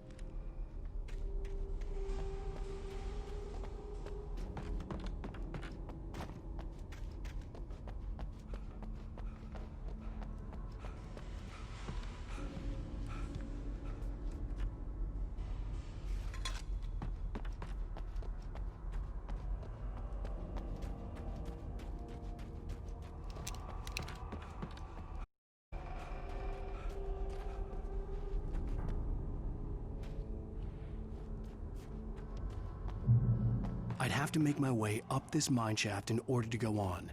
Maybe the machinery could help me with that.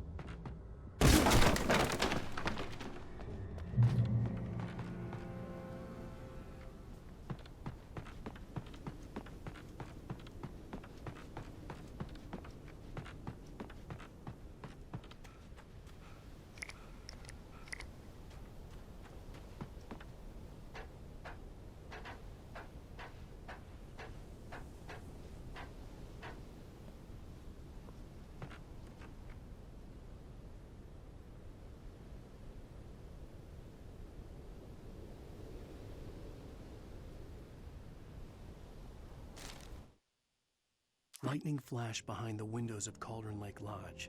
Tor Anderson laughed and held the steel hammer above his head. Nurse Sinclair was trying to calm him down without success. Tor grinned madly and shouted, "My hammer's up.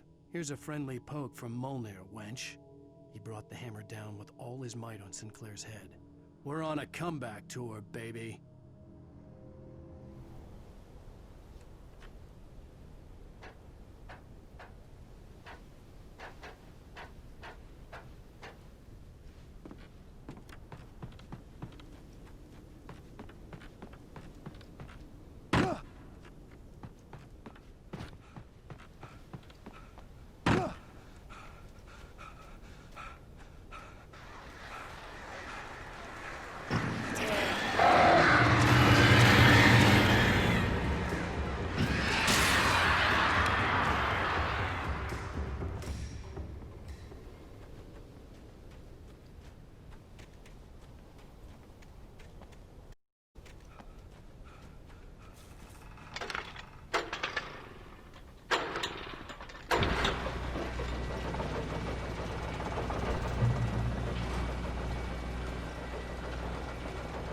Oh, great. Another cable car.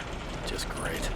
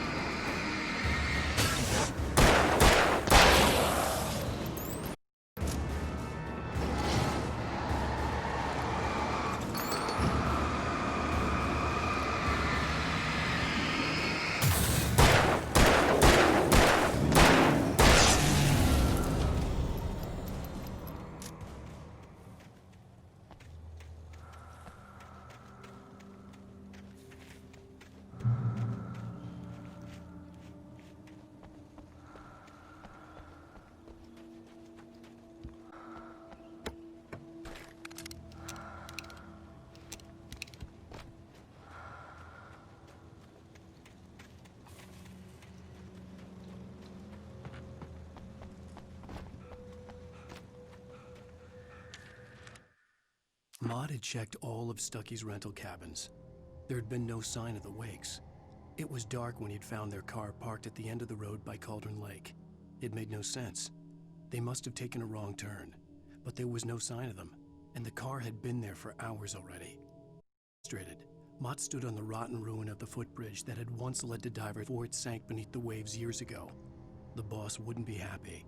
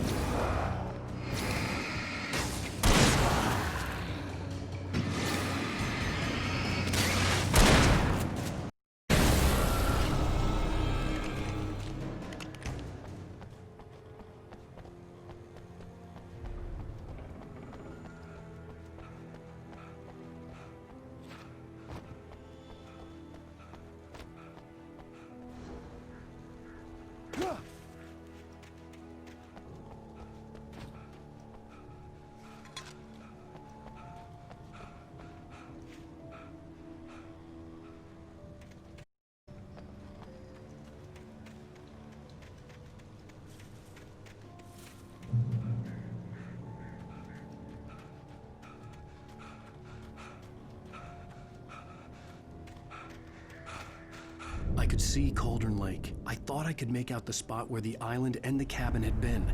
There was a light near it. It had to be a boat.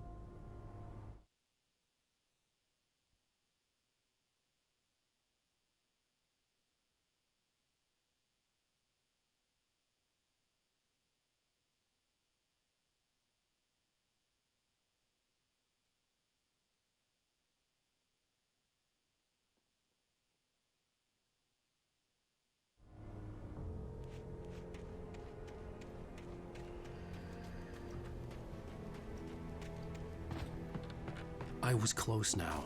I had to get there fast. I dreaded what I would find. I tried to hold on to Alice, but her form melted away. I was losing control. Dr. Hartman stood in her place. I wanted to hit him, but my arms were jelly. He smiled. It was a reassuring smile, and I hated him for it. I had to give you a sedative. Don't fight it. You went through another rough period. Right now, it's very important that you stay calm. We don't want you to have another episode. You're a patient at my clinic. Have been for a while now.